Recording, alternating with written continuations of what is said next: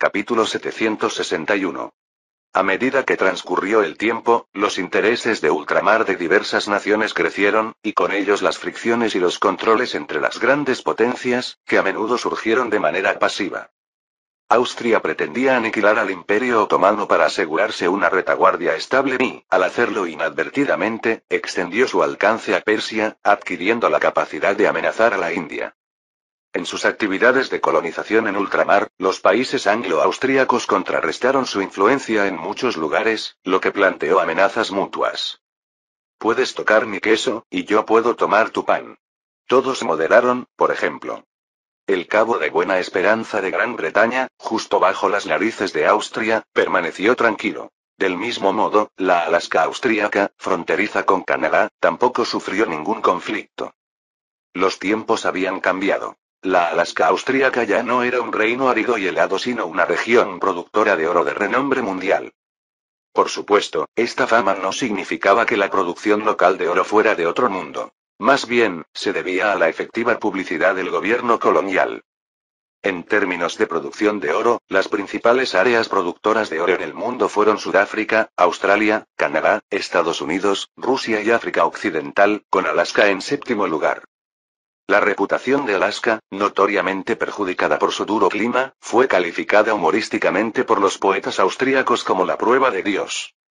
El gobierno colonial de Alaska, con escasa población, tomó esa frase y la convirtió en su lema. Proclamaron al mundo exterior: Alaska tiene las condiciones naturales más duras para las minas de oro en cualquier parte de la Tierra, una prueba dejada por Dios para la humanidad. Solo aquellos que resisten la prueba de Dios pueden volverse ricos y alcanzar la cima de la vida. Por supuesto, los rusos podrían cuestionar la afirmación de que existían condiciones naturales duras, dado que el Imperio ruso también tenía su cuota de minas de oro en condiciones climáticas rigurosas. Llamarlo la prueba de Dios también es exacto porque fracasar en la prueba podría de hecho significar encontrarse con Dios. En el gélido desierto de Alaska, cada año, más de 1000 buscadores de oro se encontraban con Dios en su búsqueda de oro. Quienes se hicieron ricos fueron una minoría afortunada que sobrevivió a la dura prueba. Para el gobierno de Viena, las decenas de toneladas de oro producidas cada año en Alaska también eran un tesoro del que no podían desprenderse fácilmente. Si el gobierno británico no hubiera sido tan sensible respecto de la India, se habría dado cuenta de que las fuerzas de moderación mutua entre Inglaterra y Austria no eran insignificantes. Aunque la India era un país atractivo, el gobierno de Viena no se arriesgaría a actuar sin tener la absoluta certeza de obtener éxito. La premisa de una amenaza potencial es potencial. Después de operar en la India durante tantos años, Gran Bretaña no era de ninguna manera un tigre de papel. Ahora era el pináculo de la era de Britania, y cualquiera que pensara que la India británica era un blanco fácil terminaría con la nariz ensangrentada si se precipitaba tontamente. En Londres, la buena voluntad demostrada por el gobierno de Viena había sacado al gobierno británico del pánico. Como dice el refrán, si tú tienes miedo, yo me tranquilizo. Como Austria aún temía a Britania, significaba que la India estaba a salvo por ahora. En la oficina del primer ministro en Downing Street, después de analizar racionalmente los pros y contras, Gladstone se sintió desconcertado. ¿Qué pretende realmente, en su opinión, el gobierno austríaco mostrando de repente buena voluntad? Aparentemente asaltado por una idea, el rostro del ministro de Asuntos Exteriores, George, palideció. Aún no podemos estar seguros de las verdaderas intenciones de los austríacos. Sin embargo, es probable que nos metamos en serios problemas próximamente. La voluntad de los austríacos de firmar un tratado de salvaguardia solo demuestra que el gobierno de Viena ha perdido temporalmente el interés en Persia. No significa que los rusos también lo hayan perdido. La política internacional está en constante cambio, y aunque Austria ha superado temporalmente a otros países europeos, su dominio sobre Europa no es seguro. El hecho de que Viena haya demostrado buena voluntad hacia nosotros revela que Austria no tiene la confianza necesaria para reivindicar el título de potencia dominante de Europa. Ni los ambiciosos rusos ni los orgullosos franceses reconocerían su posición. Atrapada entre Francia y Rusia, la pretensión de Austria de dominar Europa resulta irrisoria. Quizás consciente de ello, el gobierno de Viena nunca ha pretendido actuar como el amo de Europa. A medida que pase el tiempo, tanto los franceses como los rusos se recuperarán y los problemas de Austria solo aumentarán. Basándose en su experiencia previa, es poco probable que Austria se enfrente directamente a Francia y Rusia. Es más probable que emplee una estrategia de desviar los conflictos. El siguiente paso probablemente será incitar a los rusos a desplazarse hacia el sur, al subcontinente, avivando la tensión con nosotros, y luego centrarse en el enfrentamiento con Francia. El imperio del norte de Alemania que hemos orquestado probablemente se convertirá en el guardián de Austria en la puerta occidental. El peligro de una conspiración manifiesta reside en su exposición, pero aún así, se desarrolla. La ambición rusa no es algo que el gobierno de Londres pueda eliminar. A diferencia de las relaciones austro-rusas, que han sido aliadas desde las guerras antinapoleónicas y siguen avanzando con dificultad hasta la actualidad, la relación anglo-rusa es un completo desastre. Incluso si los planes austríacos llegasen al escritorio de Alejandro III, el gobierno zarista seguiría marchando alegremente hacia el sur, al subcontinente. Las advertencias del gobierno de Londres solo podían provocar una respuesta negativa. Después de todo, la confianza es mucho más fácil de romper que de construir. Durante las últimas décadas, Rusia y Austria habían forjado una confianza fundamental a lo largo de 3 generaciones de monarcas. Aunque ambos eran igualmente hábiles para traicionarse mutuamente, los acuerdos alcanzados finalmente se cumplieron. Cuando el gobierno de Viena alentó a Rusia a dirigirse al sur, se trataba de un asunto de interés tangible, y el gobierno zarista naturalmente lo creía. Pero cuando los británicos señalaron que los austríacos estaban conspirando para abrir una brecha entre Inglaterra y Rusia, el gobierno zarista no lo tomó en serio en absoluto. ¿Cómo se puede hablar de provocar una ruptura cuando para empezar nunca hubo ninguna sustancia? Que el imperio del norte de Alemania actuara como guardia era un resultado inevitable de la geografía, ya que estaban atrapados entre Francia y Austria y no tenían más opción que asumir ese papel. A menos que abandonaran el plan del imperio alemán del norte y permitieran que el norte de Alemania siguiera dividido, la débil federación alemana seguramente sería inútil. Esta fue la peor decisión posible, sin excepción alguna. La presión externa también es lo que impulsa a una nación a unirse. A menos que el gobierno de Londres intervenga personalmente para ayudar a resistir la presión militar francesa, esos pequeños subestados de Alemania podrían inclinarse hacia Austria en cualquier momento. Tras un momento de vacilación, Gladstone suspiró. El precio que Austria podría ofrecer es demasiado alto para que los rusos lo rechacen. Sin embargo, eso es un asunto pendiente, y a corto plazo, el gobierno zarista debería guardar silencio por un tiempo. Que el gobernador de la India se prepare. El futuro traerá inestabilidad a Asia Central y la región persa. Adviertan a los franceses que moderen sus ambiciones. De lo contrario, si les brindan a los austríacos la oportunidad de reformar la alianza antifrancesa, no tendrán más remedio que llorar. Ahora todo el mundo tiene que estar en mayor alerta, especialmente el Ministerio de Asuntos Exteriores, que debe prestar más atención. El enemigo al que nos enfrentamos ahora es diferente al del pasado. Es mucho más complicado que Francia y Rusia y nuestras experiencias previas no se aplican a ellos. El principal campo de batalla del futuro ha cambiado, desde los campos de batalla literales al tablero de ajedrez de la diplomacia. Ante las continuas maniobras del gobierno de Viena, el gobierno de Londres solo pudo reaccionar pasivamente, para gran insatisfacción de Gladstone. Gran Bretaña siempre ha sido conocida por su gran capacidad diplomática y ahora se deja llevar por las narices, sin saber cómo contraatacar. ¿Cómo deberían proceder? Con seguridad, el ministro de Asuntos Exteriores, George, respondió. No se preocupe, primer ministro. Austria nos tomó por sorpresa, lo que les permitió aprovechar una oportunidad y dejarnos en una posición pasiva. No volverá a ocurrir. El 18 de noviembre de 1882, la alianza antiturca se reunió con éxito en el río Kizil, dejando al Imperio Otomano en grave peligro. En el palacio de Ankara, Abdülhamid II ya estaba desesperado, mucho más serio que la última vez que los dirigibles austríacos lo bombardearon durante la Guerra del Cercano Oriente. El apoyo de los británicos, que les proporcionaron una cantidad sustancial de recursos, fue ciertamente sólido, pero todo eso es cosa del pasado. Después de que la península de Asia Menor se dividiera en dos, la región occidental quedó completamente aislada, rodeada por la alianza antiturca por todos lados. Por mucha ayuda enviada, no se pudo entregar. En teoría, los británicos aún podían lanzar suministros desde el aire. Lamentablemente, eso era imposible. El apoyo británico a los otomanos era limitado y enviar directamente lanzamientos desde el aire sería un desafío para la alianza antiturca. Si las contradicciones se intensificaran y el gobierno británico se viera arrastrado, no tendría otra opción que llorar.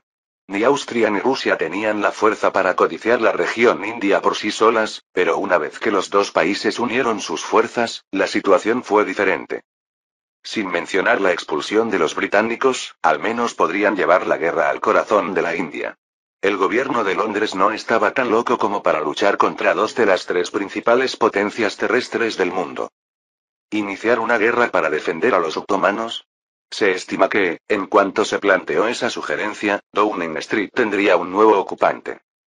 Presa del pánico, Abdulhamid II preguntó: «Gran visir, ¿qué debemos hacer ahora?». Migrat, distraído y ansioso, respondió: «Su Majestad, en esta etapa, el enemigo no nos dará una salida. Para salvar al Imperio Otomano, solo podemos luchar con todo lo que tenemos. El ejército ruso está a solo 80 kilómetros de Ankara, y ahora debemos prepararnos para la defensa de la capital. Su Majestad podría ir al frente para levantar la moral». «¿Aún tenemos posibilidades de ganar?», preguntó con entusiasmo Abdulhamid II.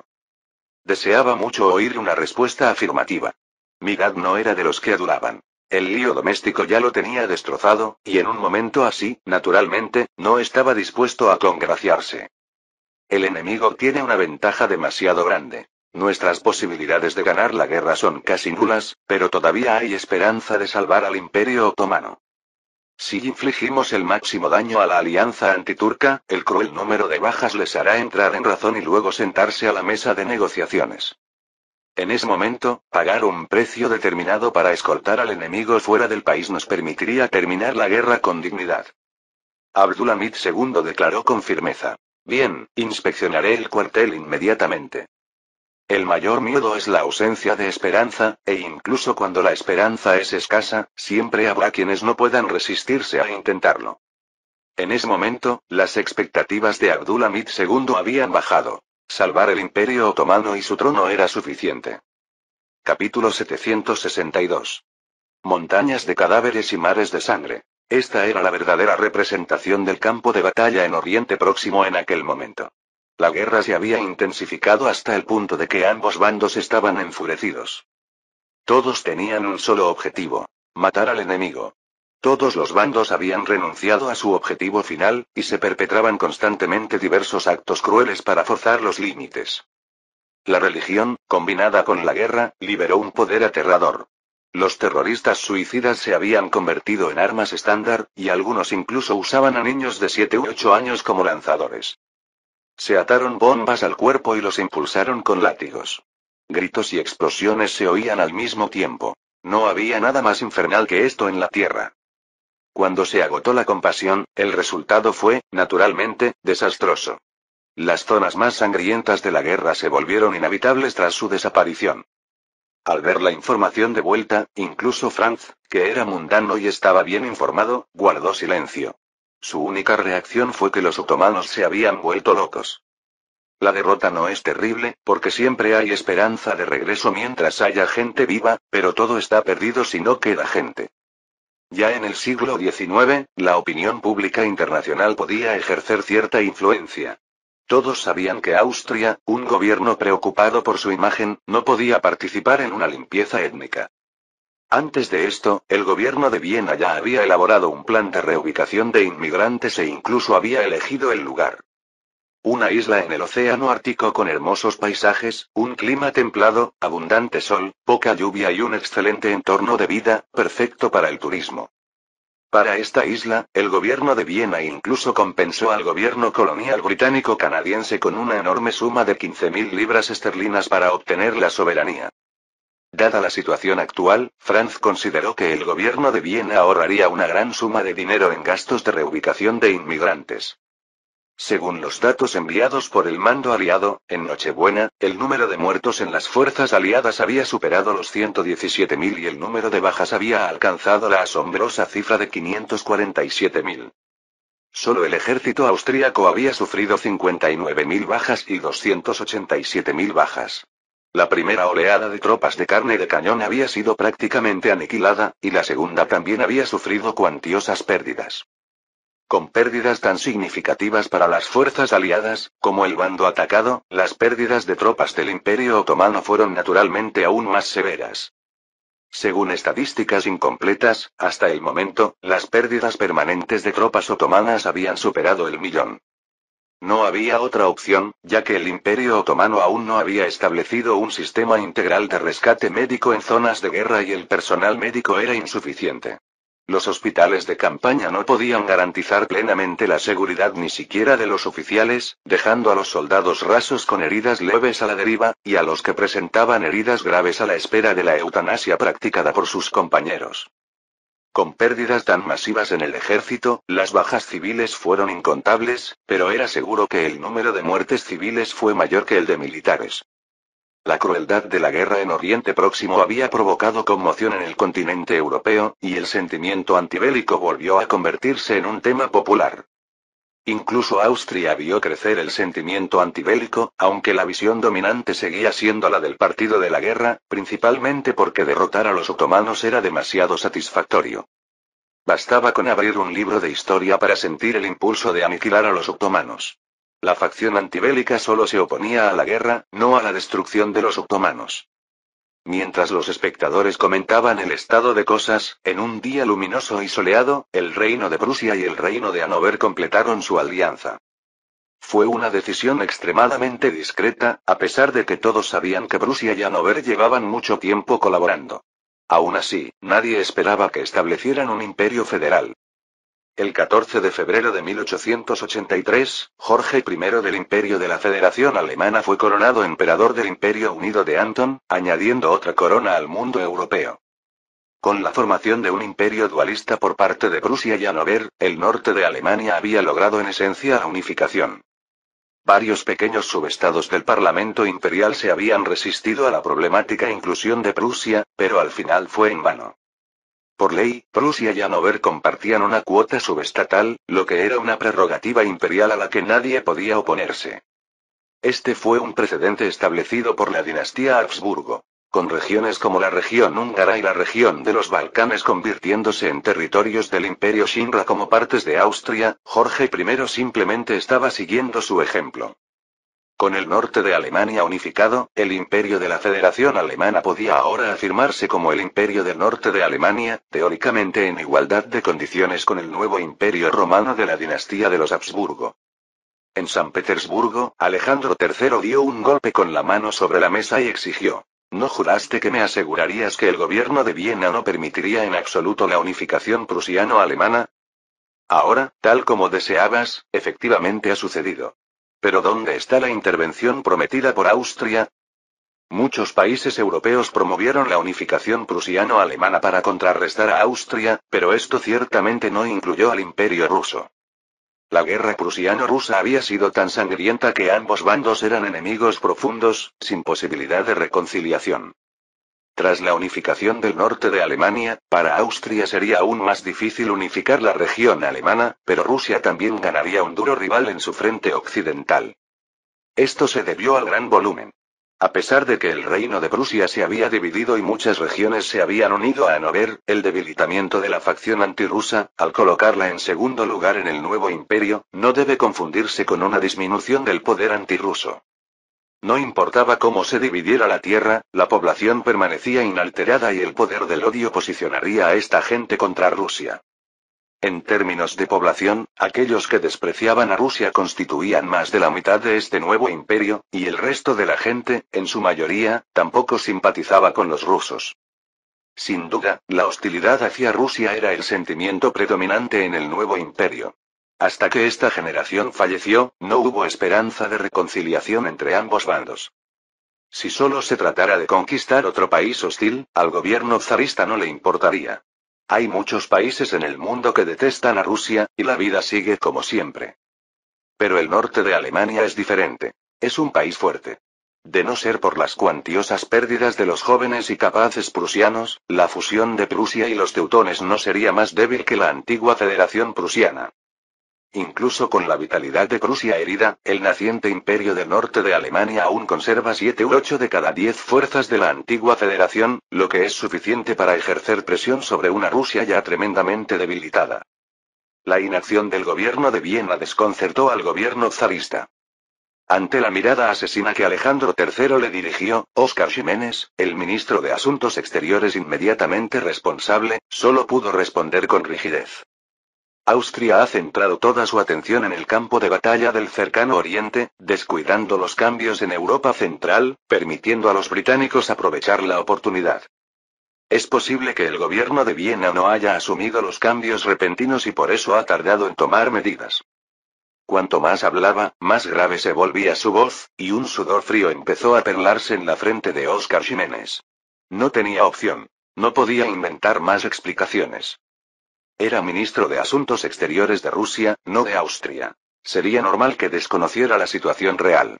Si la conociera, sería el más brillante maestro de la estrategia exterior del siglo. Analizando la situación expuesta, cualquier explicación parecía irracional, dejando a Óscar Ximénez sin palabras. Alejandro III se burló. Tonterías. ¿Me estás diciendo esto después del hecho? ¿Qué estabas haciendo antes? ¿De verdad se cree usted a sí mismo cuando dice que el gobierno de Viena pasaría por alto Europa Central? No es extraño que Alejandro III estuviera tan indignado. 2 guerras prusiano-rusas le habían costado muy cara al gobierno zarista y él realmente no quería instigar una tercera. No solo los rusos se oponían a la unificación de Prusia y los teutones. Napoleón IV, en París, también estaba furioso. Manténganse al tanto de las novedades sobre el imperio. Sin otra excusa que la de ser un obstáculo, el nacimiento del Imperio Alemán del Norte había aumentado la dificultad de la estrategia de Francia para expandirse hacia el este. La reciente Revolución Francesa fue desencadenada por múltiples factores, uno de los cuales fue la crisis energética. Posteriormente, toda la sociedad francesa concluyó que una explotación carbonífera estable era esencial para asegurar el abastecimiento energético interno. Sin encontrar un nuevo yacimiento de carbón, la estrategia de expandirse hacia el este era irreemplazable. Si Francia no fuera porque aún se está recuperando y la ola de sentimiento antibélico aún no ha amainado, los grupos de interés internos habrían tomado medidas hace mucho tiempo. Después de desahogarse, Napoleón IV se calmó. ¿Cuáles son las probabilidades de que podamos interrumpir la unificación de Prusia y los teutones si intervenimos ahora? El ministro de Asuntos Exteriores, Terence Burke, respondió presa del pánico. Eso está totalmente fuera de cuestión. Su Majestad, la alianza antifrancesa parece disuelta, pero la fuerza de Europa contra nosotros sigue siendo formidable. ¿Un paso en falso podría llevarnos al desastre? Napoleón IV agitó la mano con impaciencia. No hables alarmistamente aquí. De la alianza antifrancesa, solo Inglaterra, Rusia y Austria son motivo de preocupación. Ahora que los rusos han dejado clara su oposición a la unión de Prusia y los teutones, y aunque Austria no ha declarado ninguna postura, no creo que estén dispuestos a renunciar a la unificación de la región alemana. Si intervenimos junto a Rusia y Austria, incluso si el resto de países europeos se oponen a nosotros, no podrán hacer nada. De hecho, Francia, Rusia y Austria constituyen las 3 principales potencias terrestres del mundo. Si estas 3 unieran sus fuerzas, podrían arrasar con el mundo. Terence Burke, el ministro de Asuntos Exteriores, explicó con una sonrisa amarga. Su Majestad, Rusia y Austria no se unirán a nosotros. Austria debe cuidar su reputación si quiere unificar la región alemana. En asuntos internos alemanes, no colaborará con nadie. El gobierno zarista podría querer intervenir, pero sus finanzas están en un estado tan desesperado que simplemente no puede afrontar los gastos militares necesarios para la intervención. Al oír esta explicación, Napoleón IV cedió instantáneamente.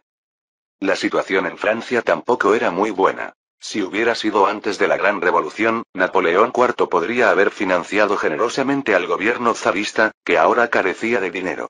Pero las arcas del gobierno de París no estaban a rebosar. Napoleón IV no se atrevió a actuar solo, sin aliados, por miedo a provocar una indignación generalizada con consecuencias que nadie podría soportar. Después de reflexionar un momento, Napoleón IV preguntó lentamente: ¿sabemos por qué los austríacos no toman medidas? Cuanto más irracional era la situación, más sospechas despertaba. Ante la inacción del gobierno de Viena ante la unificación del norte de Alemania, Napoleón IV no pudo evitar sospechar una conspiración. Al ver que todos estaban sumidos en sus pensamientos, el ministro del ejército, Lusquinia Afif, especuló. ¿Podría ser que Austria se haya abstenido de intervenir en la unificación del norte de Alemania por miedo a nosotros? Aunque un poco narcisista, nadie objetó la sugerencia. Incluso después del caos interno, Francia seguía siendo vista como el monstruo más temible a ojos de todos. Capítulo 763. El establecimiento del Imperio Alemán del Norte provocó una tormenta de opinión pública en toda Europa y, dentro de las filas de los partidarios nacionalistas alemanes, surgió una marcada polarización. Los optimistas consideraron que se trataba de un paso más hacia la unificación de la región alemana y que significaba una transición de una división en tres a un duelo de titanes, en el que la verdadera unificación estaba a solo un paso. Los pesimistas, por el contrario, vieron esto como el comienzo de un desastre. Con la fusión de Prusia y Alemania, su fuerza combinada había crecido aún más y, debido a la interferencia de las potencias europeas, la unificación se había convertido en una flor ilusoria reflejada en el espejo, el reflejo de la luna en el agua, visible pero intocable. En un esfuerzo por calmar los corazones atribulados de la población, Franz envió personalmente un telegrama de felicitación a Jorge I y casualmente escribió un artículo titulado El camino hacia la unificación. Afirmó claramente que la fusión de Prusia y Alemania era un pequeño paso en el proceso de unificación de la región alemana y que el siguiente paso sería que el norte de Alemania volviera al abrazo del Imperio Shinra. Naturalmente, en el artículo no faltaron expresiones de gratitud hacia los británicos, elogiando sustancialmente la contribución del gobierno de Londres a la fusión de Prusia y Alemania, y Franz los alentó a continuar con sus esfuerzos. Franz no sabía qué pensarían los británicos al leerlo, pero en la región alemana el sentimiento antibritánico estaba en aumento. Para avivar aún más las aguas, la ceremonia de coronación de Jorge I adquirió un aire extra de frialdad, ya que la mayoría de los monarcas de países europeos simplemente enviaron representantes como un gesto simbólico, y los monarcas de la región alemana estuvieron notoriamente ausentes en masa. Incluso Federico III, rey de Prusia, se excusó por problemas de salud. Los únicos que asistieron para mostrar apoyo fueron sus propios parientes de la Casa de Gotha. No había otra opción. El ambiente era demasiado extraño. Francia y Rusia expresaron su oposición rotunda. Francia envió sus sinceras bendiciones, aunque pareció tener el efecto contrario. El continente europeo todavía estaba bajo el dominio de la alianza franco-rusa austríaca, y los británicos, por poderosos que pudieran ser en el mar, no podían tener mucho efecto, incluso teniendo en su poder al recién creado Imperio del Norte de Alemania. En un momento tan delicado, cualquier acción podría estar sujeta a interpretación política. Los monarcas con perspicacia política sabían, naturalmente, de qué lado alinearse. Además, todos envidiaban y resentían las dos coronas que ostentaba Jorge I. Hasta el momento, la mayoría de la nobleza del mundo europeo no reconocía la legitimidad del reinado de Jorge I. No existía ninguna justificación legal para ello. Mirando hacia atrás en la historia, Franz era el gobernante legítimo del Imperio Shinra. Si Hannover quería obtener la legitimidad de Shinra, primero tendría que derrocar a Austria. ¿Legitimidad electiva? La legitimidad electiva de la región alemana se basaba en la bula de oro y Hannover ni siquiera figuraba entre los electorados. Ni siquiera conseguir uno con el objetivo de cumplir con los números funcionaría. Según esta ley, uno debe ser coronado rey de Alemania por el Papa antes de poder suceder como emperador. Eso fue aún más trágico porque, a menos que el Vaticano se hubiera vuelto loco, nunca reconocerían a un emperador protestante. En la cronología original, la ascensión de Prusia por la fuerza se consideró ilegítima, lo que impidió el reconocimiento universal, e incluso Guillermo I tuvo que conformarse con un título imperial de mala calidad. La corona de Jorge I era aún más cuestionable. Su valor quizá solo proporcionaba un título más honorable en entornos sociales, ya que los documentos oficiales de varios países básicamente no la reconocían. Pero un título imperial de mala calidad seguía siendo un título imperial, y para la nobleza vanidosa eso era motivo suficiente para la envidia. La intromisión de Franz hizo que la posición del gobierno británico fuera incómoda. Los medios europeos elogiaron las inteligentes maniobras del gobierno de Londres y dijeron que el Imperio del Norte de Alemania que crearon logró una gran estrategia de matar tres pájaros de un tiro. Eso sonaba bien. Una gran victoria diplomática. Sin embargo, sin darse cuenta, ofendieron a demasiada gente, dejando al gobierno británico aislado diplomáticamente. ¿Una alianza con Francia? Eso estaba fuera de cuestión. Después de haber sido engañado recientemente, Napoleón IV no se habría aliado con los británicos si tuviera sentido común, después de todo, tenía agua en el cerebro. Después de esta lección, Napoleón IV comprendió plenamente por qué su padre, que tradicionalmente era pro-británico y anti-Austria, prefería aliarse con Austria, su despreciado enemigo, que unirse a los británicos, que estaban más cerca de él. Independientemente de lo que pensara el gobierno de Londres, el gobierno francés ya los había tachado de aliados poco confiables y traidores. Cada vez que el primer ministro Gladstone veía un periódico que elogiaba la destreza diplomática del gobierno británico, sentía que le venía un dolor de cabeza. Era un hecho lo que escribieron, pero algunas cosas no deberían salir a la luz. Habiendo provocado ya la situación, ¿qué pensarían sus potenciales aliados franceses? Con cada informe, era como echar sal en la herida. Cuanto más elogiaban los medios, más se resistía el gobierno francés a perder prestigio. Gladstone. El imperio del norte de Alemania está establecido, pero la situación se ha salido un poco de control. He frustrado los esfuerzos austríacos por unificar la región alemana, pero esto se ha malinterpretado en el extranjero. Tanto Francia como Rusia creen que los atacamos. Esto nos ha colocado en una situación internacional increíblemente incómoda. Si no se resuelve pronto, corremos el riesgo de volver a quedar aislados diplomáticamente. El gobierno británico ya había experimentado anteriormente el aislamiento de las naciones europeas, pero las circunstancias actuales eran diferentes. En años pasados, el aislamiento fue aceptado de buen grado por el gobierno británico, ya que estaba concentrado en el desarrollo de colonias de ultramar y tenía poco interés en involucrarse en los asuntos de Europa. Con la situación estable en el continente europeo, era natural que el gobierno de Londres evitara complicaciones innecesarias. La situación actual era marcadamente diferente. El equilibrio de poder entre las naciones del continente europeo se había perdido, y la oprimida Francia, aún perdida en sus glorias pasadas, no podía salir de allí. La situación se agravó por el hecho de que tanto Francia como Austria eran potencias coloniales, con numerosas áreas de interés en conflicto con las de Britania. Mientras tanto, el gobierno zarista no podía dejar de anhelar la región de Asia Central. Aunque estaba aislada en Europa, Britania también podría enfrentarse a represalias de la alianza tripartita. Enfrentándose sola a los tres, y mucho menos al ejército, incluso la Marina Real Británica podría no ser capaz de cubrir todas las bases. El ministro de Asuntos Exteriores, George, respondió con una sonrisa irónica. Esto fue un descuido de nuestra parte, al descuidar la sensibilidad franco-rusa hacia el establecimiento del Imperio del Norte de Alemania. El Ministerio de Asuntos Exteriores intentará mejorar las relaciones con los distintos países lo antes posible, pero esto llevará algún tiempo. Además, a través de estos eventos, también hemos descubierto que las contradicciones entre Austria y la Francia-Rusia no son tan graves como imaginábamos. La alianza franco-rusa-austríaca son, sin duda, contendientes por el dominio del continente europeo, siendo cada uno el mayor competidor de los otros, pero competidores no significan necesariamente enemigos inmediatos. El imperio ruso todavía se está recuperando y no podrá competir por la supremacía durante mucho tiempo. Para proteger sus propios intereses, el gobierno zarista probablemente seguirá el ejemplo de Austria en materia diplomática en el corto plazo.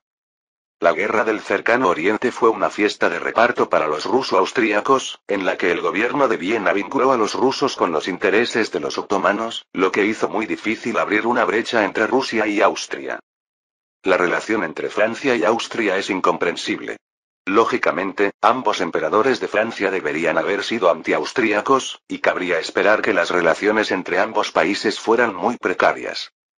Sin embargo, la realidad es todo lo contrario. Dos países con importantes intereses contrapuestos y un largo historial de animosidad aparecen generalmente como aliados. Incluyendo el reciente conflicto interno en Francia, los austríacos no los derrotaron sino que iniciaron la guerra del Cercano Oriente. Si el gobierno de Viena hubiera enviado tropas para atacar a los franceses en aquel entonces, el área italiana probablemente ya se habría convertido en independiente. Al perder la oportunidad de acabar con los franceses, el gobierno de Viena no perdió nada. Su viejo enemigo, el Imperio Otomano, está a punto de caer, y se ha producido un deshielo en las relaciones entre Francia y Austria. Diversos indicios indican que la inclinación antiaustríaca de Napoleón IV ya no es tan evidente y el sentimiento dentro del gobierno francés que antagoniza con Austria no es tan fuerte como antes. Esta es una señal peligrosa. Si las relaciones entre Francia y Austria siguen mejorando, el gobierno de Viena podría impulsar una alianza franco-rusa-austríaca que domine conjuntamente el continente europeo. ¿Se trata realmente solo de dominar el continente europeo? El impacto de una alianza franco-rusa-austríaca no es mucho menor que el de la anterior alianza tripartita británico-franco-austríaca. Las alianzas se hacen por una de dos razones. O hay un interés común o hay un enemigo común. El mundo ha sido prácticamente repartido en su totalidad, y el botín restante ciertamente no es suficiente para satisfacer los apetitos de las tres potencias. Por lo tanto, tendrían que arrebatárselo a un cuarto partido. En estas circunstancias, Britania, que cosechó los mayores beneficios de la era colonial, se convirtió naturalmente en el blanco de muchas flechas. Más allá de los intereses, Britania también se considera, en cierta medida, el enemigo común de los tres países. En cierto modo, la amistad franco-rusa austríaca depende enteramente de Britania. Gladstone asintió con gravedad. No podemos ignorar esta situación. Rusia y Austria ya se han acercado y no debemos permitir que los franceses también atraigan a Austria. Nuestros próximos esfuerzos diplomáticos deben someterse a un ajuste integral. Esto no significa que nuestra estrategia anterior fuera errónea, sino que la situación internacional ha cambiado, lo que ha vuelto obsoletas muchas tácticas. El equilibrio en Europa no es un problema, pero sí lo fue la configuración del enemigo hipotético. La represión de los poderosos fue, sin duda, efectiva, pero también tuvo graves consecuencias, que llevaron directamente al deterioro de nuestras relaciones con las grandes naciones europeas. Las relaciones anglo-francesas y entre Inglaterra y Rusia han empeorado en este contexto, y ahora es el turno de las relaciones anglo-austriacas. La dinastía de los Habsburgo es la mejor en diplomacia y goza de gran prestigio en el mundo europeo, teniendo siempre más aliados que enemigos. Especialmente después de que Francisco tomó el trono, mejoró las relaciones entre Francia y Austria, y con la inminente caída del Imperio Otomano, Austria no tendrá enemigos mortales en el continente europeo. Para negociar con un adversario así, debemos ser doblemente cuidadosos y no podemos permitir de ningún modo que formen una alianza antibritánica. No hay problema en reprimir a los competidores, pero debemos ser cuidadosos con los medios. Las estrategias que matan varios pájaros de un tiro deben considerarse por su potencial para provocar indignación generalizada. El ministro de Finanzas, George Childs, añadió: en realidad, si lo miramos desde un ángulo diferente, las cosas no están tan mal. Austria no es tan belicosa como Rusia ni tan capaz en la guerra como Francia. Sus puntos fuertes residen en los asuntos internos y diplomáticos. El imperio alemán ya se ha establecido, y su poder está a punto de alcanzar a la anterior Federación Prusiano-Polaca. Mientras permanezcamos vigilantes ante la evolución pacífica de Austria, una unificación militar de la región alemana es simplemente irreal. Sin la unificación de la región alemana, Austria no podrá establecer una ventaja absoluta sobre Francia y Rusia. Además, Austria se ve limitada estratégicamente al estar encajonada entre ambos países. Para evitar ser atacados en conjunto, el gobierno de Viena solo puede replicar el sistema de Viena establecido después de 1815, manteniendo un equilibrio entre todas las partes a través de medios diplomáticos. Con estabilidad en el continente europeo, incluso si nos excluyen, los intereses fundamentales de Britania permanecerán intactos. Todo es relativo y, en comparación con Francia y Rusia, que blanden sus armas con fuerza, Austria es sin duda la que presenta menos riesgos de volverse poderosa mediante la diplomacia. La imagen vuelve a demostrar su importancia. Si observamos las reacciones de los países europeos, es evidente que hay mucha más vigilancia hacia Francia y Rusia que hacia Austria. El gobierno de Viena actúa, de hecho, conforme a su reputación. Conquista el continente europeo únicamente mediante la diplomacia y aplicando la fuerza militar en ultramar. Capítulo 764. En el campo de batalla de Oriente Próximo, la defensa de Ankara había llegado a un momento crucial. La fuerza que los otomanos desplegaron al defender su capital asombró a los rusos. Afortunadamente, el mariscal Ivanov estaba acostumbrado a ver grandes espectáculos. De lo contrario, las bajas diarias, que llegaban a miles, serían insoportables para la mayoría de la gente. A diferencia de la guerra prusiano-rusa, que era una cuestión de destino nacional, el colapso final del Imperio Otomano ya era una conclusión inevitable. Otras bajas horribles carecían completamente de importancia. En ese momento, el mariscal Ivanov miraba fijamente el mapa de Ankara, como si buscara una forma rápida de derrotar al enemigo. Un oficial militar joven y alto entró en la sala e informó: Mariscal, el gobierno otomano ha enviado un representante que desea discutir. Sin esperar a que el oficial terminara, Ivanov se negó rotundamente. No. El joven oficial dudó, conteniendo sus palabras. Aunque creía que aceptar la rendición del gobierno otomano podría poner fin a la guerra con el menor coste posible, Ivanov ya había tomado su decisión, y como soldado, la obediencia a las órdenes era su principio primordial. Tras un momento de silencio, Ivanov añadió: Despachen al representante otomano y no vuelvan a informar sobre este tipo de cosas en el futuro. Si hubiera sido posible aceptar la rendición del gobierno otomano, la guerra no se habría prolongado hasta ahora. Si la alianza antiturca hubiera estado dispuesta a aceptar a los nobles otomanos, alguien traicionaría al gobierno del sultán en cuestión de minutos. El asombroso poder de combate que el gobierno otomano logró reunir fue, en realidad, fruto de la desesperación. La gente común podía rendirse, pero la nobleza otomana no. Para que la alianza antiturca anexara el Imperio Otomano, inevitablemente tuvo que purgar a las altas esferas de la nación. Sin eliminar estos intereses creados, ¿cómo podrían dar cabida a quienes contribuyeron a su éxito? En la distribución del botín, debe haber botín que repartir. Impulsados por el poder del odio, tanto el gobierno de Viena como el de San Petersburgo emitieron órdenes de represalia al unísono. Se negaban a rendir el Imperio Otomano. Al llegar al mando aliado, esta orden se amplió y perfeccionó. En resumen, constaba de 2 puntos. 1. Prohibir a los soldados de primera línea negociar con los otomanos de cualquier guerra. 2. Las fuerzas aliadas solo aceptarían un tipo de rendición: deponer las armas y entrar en campos de prisioneros de guerra.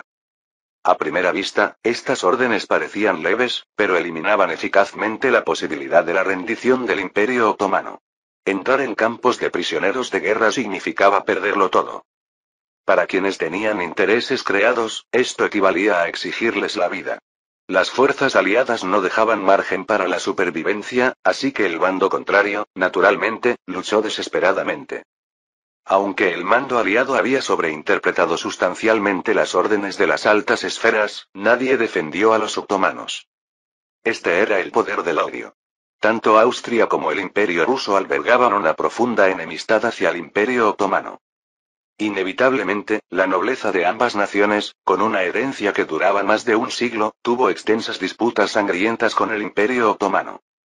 Desafortunadamente, quienes ostentaban el poder en ambas naciones eran precisamente enemigos de los otomanos. Con el odio nacional y personal combinados, era inconcebible no buscar venganza. En cuanto a las numerosas bajas, ¿qué guerra no tuvo sus muertos? Tras la guerra prusiano-rusa, con millones de muertos, nadie se inmutaría ante las cifras de 4 dígitos de bajas diarias. Para los burócratas de retaguardia, estos no eran más que un conjunto de números, mucho menos significativos que las ganancias políticas. Con el corazón lleno de dudas y ansiedad, el primer ministro Midat entró al palacio subterráneo dentro del palacio, producto de la última guerra. Tras presenciar el poder de las aeronaves austriacas, Abdulhamid II ordenó con decisión la construcción de un palacio subterráneo.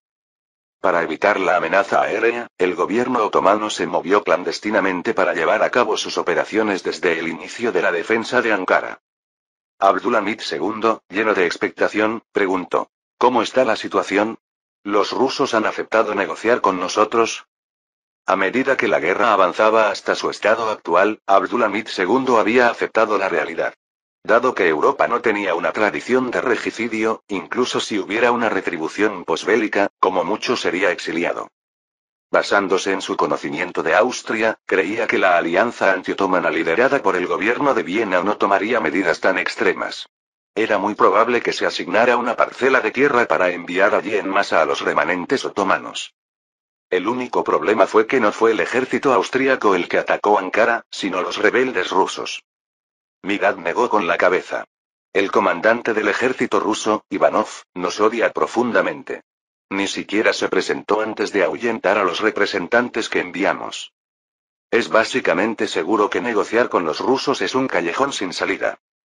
El rostro de Abdulhamid II palideció al instante. El cierre de la puerta a la negociación significaba problemas, y no podía ser más evidente. Los problemas causados por sus antepasados ahora le exigían pagar el precio. Ya fuera el de Viena o el de San Petersburgo, ambos tenían motivos para matarlo. El regicidio es un pecado grave, condenado en el mundo europeo, pero hay una excepción: morir en el campo de batalla. Con un ban, Abdulhamid II arrojó una taza no muy lejos y dijo con fiereza: si el enemigo no nos deja salida, entonces tendremos que luchar contra él hasta el final. Activa el plan de destrucción. Aunque caigamos, los arrastraremos con nosotros. Todos caeremos. La guerra del cercano Oriente entró en su fase final, y la guerra del Guano llegó a su fin. Chile, Bolivia y Perú finalmente tuvieron que sentarse a la mesa de negociaciones. Los británicos defendieron su dominio en Sudamérica con acciones, reprimiendo a los dos retadores, Inglaterra y Francia. Bajo la influencia de los juegos de las grandes potencias, los desafortunados Bolivia y Perú terminaron siendo perdedores. No se puede culpar a la falta de apoyo. Incluso sin control de los mares, Inglaterra y Francia de alguna manera lograron enviar suministros, pero fue una pena que ellos mismos no estuvieran a la altura, perdiendo en el campo de batalla a pesar de tener una ventaja de 2-1. Para asegurar su apoyo logístico, Austria incluso asestó un duro golpe al gobierno colombiano, y ahora Colombia aún no se ha recuperado de su guerra civil. En este mundo cruel, la ley del más fuerte es la ley. Con Bolivia y Perú perdiendo en el campo de batalla, naturalmente no pudieron mantener la cabeza alta en la mesa de negociaciones. La guerra sudamericana pareció durar más de 3 años, pero en realidad las bajas para todas las partes no fueron graves. Por supuesto, este no grave es relativo a Europa. Para los tres polluelos, fue un duro golpe a su vitalidad. En total, Chile sufrió 16.000 bajas en combate, mientras que Bolivia y Perú perdieron 19.000 y 17.000 respectivamente, bajas que superan con creces las del mismo período histórico. Podría considerarse la guerra de mayor envergadura en la historia de Sudamérica. Inglaterra, Francia y Austria estaban muy ocupadas. No era el momento de causar problemas en Sudamérica. Sin la intromisión de las grandes potencias, esta negociación se desarrolló sin contratiempos. Sin sorpresas, como vencedor, Chile obtuvo el ansiado desierto de Atacama, mientras que Bolivia, como la parte número 1 desafortunada, perdió todos sus territorios costeros, convirtiéndose directamente en un país sin litoral. A Franz no le sorprendió el fracaso de la investigación en Sudamérica. El estatus del Reino Unido como potencia dominante mundial fue construido por la Marina Real Británica, cañón a cañón, bala a bala. ¿Cómo podía ser tan fácil de quebrantar? Además, el gobierno de Viena obtuvo ganancias que compensaron sus sacrificios. Dejando a un lado a Bolivia, que estaba casi en sus últimos momentos, la estrategia encubierta de Franz había sido un éxito. El uso de la guerra sudamericana como oportunidad proporcionó a Austria un pretexto para planificar el movimiento independentista de Panamá, evitando así la ira colectiva de los países sudamericanos. Hasta el día de hoy, la Organización Independentista de Panamá controla ya una cuarta parte del territorio de la República de Colombia, presionando frecuentemente a las fuerzas del gobierno colombiano hasta el suelo y golpeándolas. Esto fue resultado de que la mansión del gobernador de la Centroamérica austríaca mantuviera deliberadamente el control.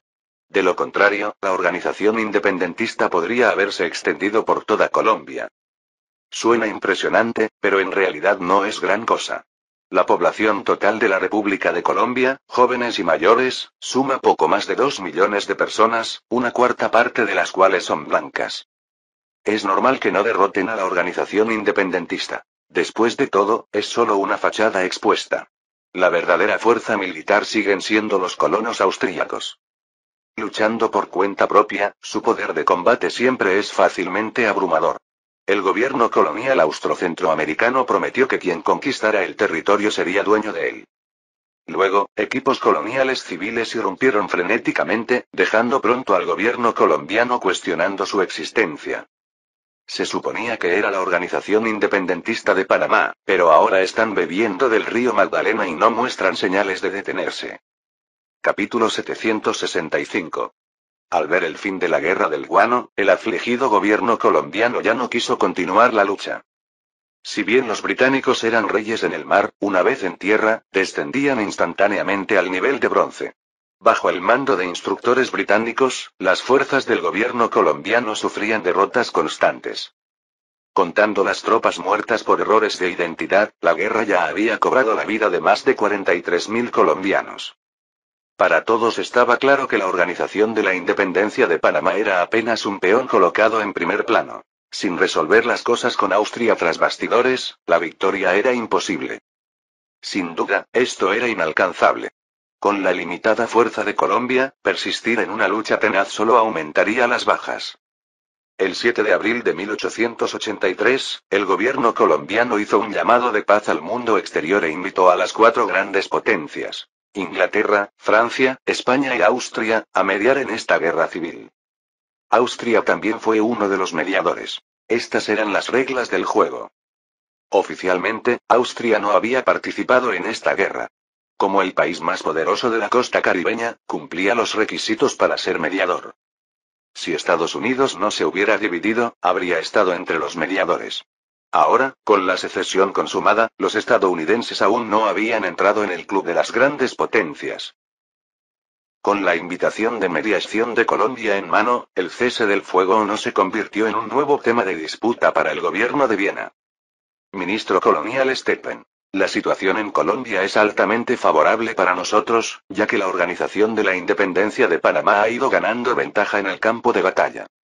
El ejército rebelde ha tomado todas las ciudades costeras de Colombia, controlando una cuarta parte del territorio nacional, la mitad de la población y casi el 60% de la economía, a menos de 100 kilómetros de la capital Bogotá.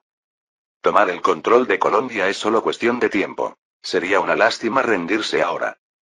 El canciller Weisenberg replicó: no es tan sencillo. Si ocupáramos la República de Colombia, nos convertiríamos en el enemigo común de Sudamérica. Esa región no es nuestro núcleo estratégico. No hay necesidad de involucrarnos demasiado. Dado que ya tenemos asegurada la zona de Panamá, es mejor retirarnos mientras tenemos ventaja. El ministro colonial Stephen no estuvo de acuerdo. ¿Qué hay que temer?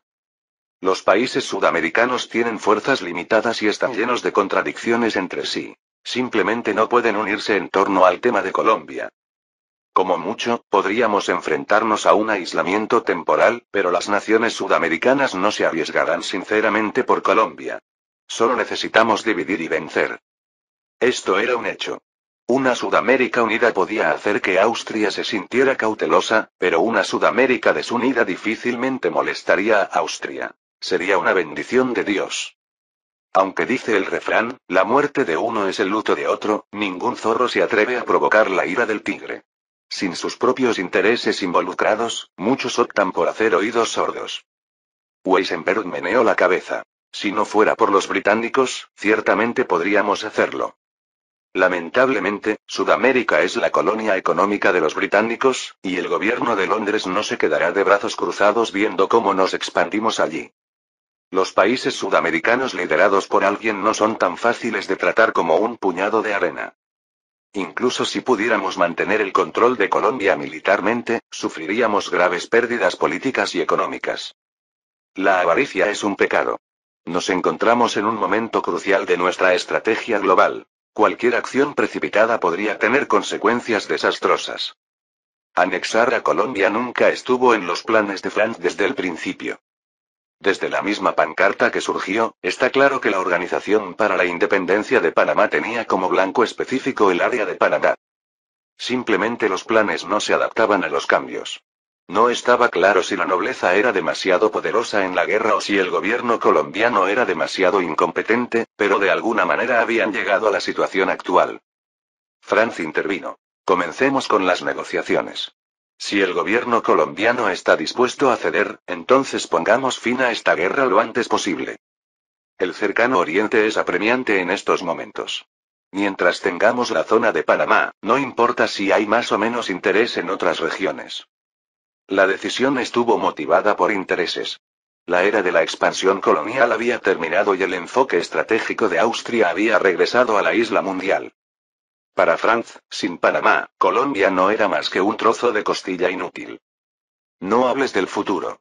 Los estados, como los individuos, deben vivir el presente.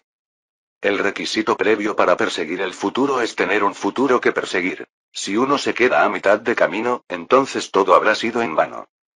Se puede tomar como referencia al emperador Yang de la dinastía Sui, quien buscó logros para el presente, beneficios para la eternidad, pero terminó cosechando la destrucción de su país y su familia, junto con la infamia eterna de un tirano. Las lecciones aprendidas de nuestros predecesores no deben ignorarse. La gran ambición de gloria puede llevar a la ruina de una nación. Con el inicio de las negociaciones para la guerra civil colombiana, la situación internacional comenzó a relajarse gradualmente. Experimente las historias del imperio. Los británicos querían mejorar las relaciones con otros países y dejaron de causar problemas temporalmente. Los franceses carecían de poder, ya que Napoleón IV todavía estaba lidiando con rebeldes internos. Tanto Rusia como Austria estaban demasiado ocupadas atacando a los otomanos como para molestarse con cualquier otra cosa. Si no fuera por la guerra en curso en el cercano Oriente, el mundo casi podría declarar la paz. Bagdad, esta antigua ciudad, se enfrentó una vez más al azote de la guerra. El sonido del fuego de artillería rugía mientras innumerables proyectiles caían sobre la ciudad sin dar señales de detenerse. En la zona de guerra del Comando Aliado en Oriente Medio, el general Merck se preocupaba por cómo capturar Bagdad con pérdidas mínimas. No había elección. Desde que rechazaron la rendición condicional del enemigo, la resistencia solo se había vuelto más feroz. Atravesar las defensas de la ciudad fue fácil. La artillería austríaca pudo completar la tarea sin esfuerzo. El problema residía en los combates callejeros posteriores, que fácilmente podían causar grandes pérdidas si no se manejaban con cuidado. Las tácticas de asedio tradicionales más eficaces implicaban cortar el suministro de agua y alimentos. Bagdad estaba a solo 30 kilómetros del río Éufrates. La población de la ciudad no era tan inmensa como en épocas posteriores y la necesidad de agua podía satisfacerse en gran parte con aguas subterráneas. Un asedio prolongado podría haber sido una buena opción, pero como el país estaba preocupado por problemas que se prolongaban durante mucho tiempo, se habían dado órdenes de terminar la guerra rápidamente. Un joven oficial entusiasmado sugirió: Su Excelencia, comandante, ¿por qué no envenenamos la ciudad? Aquí, veneno claramente no se refería a toxinas comunes. La industria química en ese momento era limitada y no podía producir en masa venenos altamente letales. La táctica de usar veneno en un asedio solía implicar propagar la peste. Este tipo de veneno era fácil de producir. Los cadáveres de los muertos eran el mejor material. Sin embargo, las consecuencias fueron graves, afectando tanto a enemigos como a aliados. Debido a la guerra, la zona de guerra de Oriente Medio ya había sufrido 2 brotes de peste a pequeña escala. Los otomanos habían logrado resistir hasta entonces y, de hecho, la peste había jugado un papel en su resistencia. Tras un momento de reflexión, el general Mudd negó con la cabeza. No, las consecuencias son demasiado graves. Si se descontrola, las consecuencias son inimaginables. El joven oficial protestó. No, las consecuencias están bajo nuestro control. Según la ley de barbecho de tierras del gobierno, mantener toda la zona alrededor de Bagdad en barbecho durante 20 años no sería excesivo. Incluso si la situación se sale de control, en el peor de los casos, después de la guerra. Antes de que pudiera terminar, el general Mudd lo interrumpió. Sammons, estás obsesionado. Recuerden, los soldados deben tener límites. No podemos recurrir a medidas tan extremas a menos que sea el último recurso. Nuestra reputación personal es trivial, pero Austria es una nación civilizada. No podemos arriesgar la reputación del país en una apuesta así. Tras una pausa, como si hubiera pensado en algo, el general Merck ordenó: ordenen a las tropas que levanten el asedio. Que las aeronaves arrojen panfletos sobre la ciudad. Dile a las fuerzas de defensa que les garantizo con el honor de mi familia. Pueden irse y llevarse sus armas y pertenencias personales, pero solo tienen 3 días. Los que se van ahora pueden ir a donde quieran. No les impediremos nada. Las palabras de Sammons inadvertidamente recordaron a Merck que se trataba de Bagdad y que la mayoría de las fuerzas defensoras eran iraquíes. Como nación también oprimida dentro del Imperio Otomano, no acompañarían a los otomanos a su perdición en un momento tan crítico de vida o muerte. El hecho de que las fuerzas defensoras hubieran enviado enviados a negociar era suficientemente revelador. Fue solo por órdenes del mando aliado que el general Merck pasó por alto este punto. La imposibilidad de negociar con esta gente no significaba que no se les permitiera marcharse. Un pequeño ajuste en el campo de batalla aún era posible. Capítulo 766. El repentino giro de los acontecimientos provocó una división entre los defensores, quienes inicialmente estaban dispuestos a luchar hasta la muerte. ¿Quién elegiría la muerte cuando existe la oportunidad de vivir? Tal como se ha desarrollado la guerra hasta ahora, incluso la persona más optimista no creería que el Imperio Otomano pudiera lograr una recuperación milagrosa. Con la marcha de los otomanos, naturalmente, nadie los responsabilizaría de la deserción. En cuanto a qué hacer después, eso es asunto del futuro. A diferencia de Ankara, que estaba rodeada por todos lados y no tenía dónde huir, abandonar Bagdad significaba que podían buscar refugio en Persia. De hecho, a estas alturas de la guerra, muchos ya deseaban desertar. Sin embargo, tras haber ofendido a tantos, temían que huir al extranjero los llevara a ser devorados sin dejar rastro. Basta con echar un vistazo a los periódicos para darse cuenta de que la migración es un viaje plagado de pecado y derramamiento de sangre, y que es increíblemente difícil para los extranjeros encontrar su lugar. Sin mencionar a los nobles otomanos, quienes son rechazados por la sociedad dominante. Incluso los nobles de la nobleza europea enfrentan riesgos cuando emigran al extranjero. Esta es la razón fundamental por la que Austria ha tenido tanta facilidad para reclutar migrantes en la región de Alemania. Dentro de sus propias zonas controladas, puede que no mencionen otros aspectos, pero la seguridad está garantizada. Desde que se anunció la evacuación de 3 días, el fuego de artillería había cesado.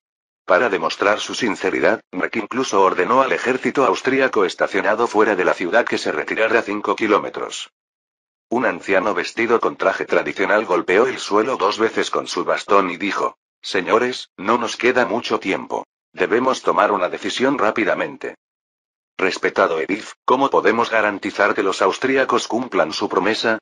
Si rompen el acuerdo, una vez que abandonemos la ciudad, ni siquiera podremos contraatacar. Edif. Un título del Imperio Otomano tardío, similar al de gobernador. El anciano miró fijamente al hombre de mediana edad y replicó: «Aziz, ¿crees que todos carecen de credibilidad como tú? Si no hubiera garantías, el comandante del otro lado no arriesgaría la reputación de su familia. Deberías entender lo que significa la reputación familiar en ese país conservador, Austria». Ante la reprimenda del anciano, Aziz bajó la cabeza y no dijo nada.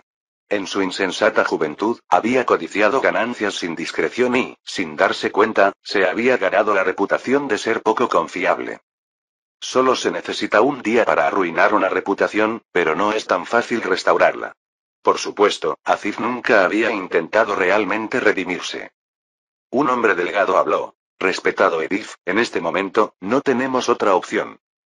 He oído que Ankara también está rodeada. Nuestro enemigo es demasiado poderoso esta vez, y parece improbable que el Imperio Otomano sobreviva a esta dura prueba. Con los años, hemos acumulado demasiado odio hacia las 4 naciones de la alianza antiturca. Si toman el poder aquí, no habrá lugar para nosotros. Nuestra derrota es inevitable, y una mayor resistencia solo resultaría en más bajas. Así que, por el bien de...». Tenía un montón de razones, pero el mensaje principal era: huir de inmediato. El anciano asintió y dijo lentamente: «Ya me he puesto en contacto con los británicos. Si pagamos una suma de dinero, pueden ayudarnos a emigrar al extranjero». En aquella época, ocupar un cargo oficial en el Imperio Otomano era imposible sin el apoyo de las grandes potencias. Sin respaldo, uno podía ser destituido en cuestión de minutos por conflictos internacionales. El anciano no solo podía dar órdenes por su alto rango oficial, sino más importante aún, por su estrecha relación con los británicos. De lo contrario, ellos, una panda de perros sin hogar, solo serían ovejas regordetas sin protección. Se estimaba que ni siquiera lograrían salir de Persia sin ser devorados vivos. Un hombre vestido con uniforme militar preguntó: «Respetado Edif, ¿qué pasará con los soldados regulares en la ciudad una vez que nos vayamos?» Dejarlos atrás equivaldría a enviarlos directamente a la boca del enemigo. La alianza antiturca no dejará pasar una oportunidad de tomar represalias. Llevarlos con nosotros parece estar más allá de nuestra capacidad. El anciano explicó sin prisa. Tiene que haber sacrificios. No es que no quiera llevarlos conmigo, pero son demasiado numerosos. Transportar casi 100.000 tropas a través de las fronteras es algo que el pueblo persa nunca permitiría, ya que debe justificarlo ante la alianza antiturca. Incluso si pagamos un alto precio y de alguna manera logramos que el gobierno persa nos deje pasar, ¿cómo sobreviviría toda esta gente después de dejar el poder de los otomanos?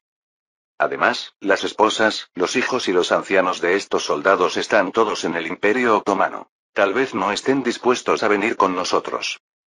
El propio Edif quería liderar un ejército. Al fin y al cabo, estas tropas eran cruciales para establecerse en tierra extranjera, pero era realmente imposible. La alianza antiturca no era ciega. Podrían pasar por alto a algunos fugitivos insignificantes, pero si decenas de miles de soldados escapaban, no se detendrían ante nada para eliminarlos por completo. Perseguir a quienes huían a Persia era una operación habitual. Las grandes potencias de la época estaban acostumbradas a la dominación y no tenían por costumbre respetar la soberanía ajena. Las guerras transfronterizas eran algo habitual. Persia solo los alejaría de sus puertas si no quería quedar atrapada en el fuego cruzado. Una vez unificada la postura, todos comenzaron a prepararse para la huida. Con tan poco tiempo, solo pudieron llevarse algunos activos líquidos. No había tiempo para transferir sus industrias. Esta vez, el proceso se aceleró. Mrk les dio 3 días, pero lograron empacar y reunir un convoy considerable el primer día, y partieron majestuosamente. Este espectáculo dejó estupefacto al ejército austríaco que se encontraba a las afueras de la ciudad, mientras un flujo continuo de carros, grandes y pequeños, avanzaba. ¿Huían de un desastre o simplemente se mudaban?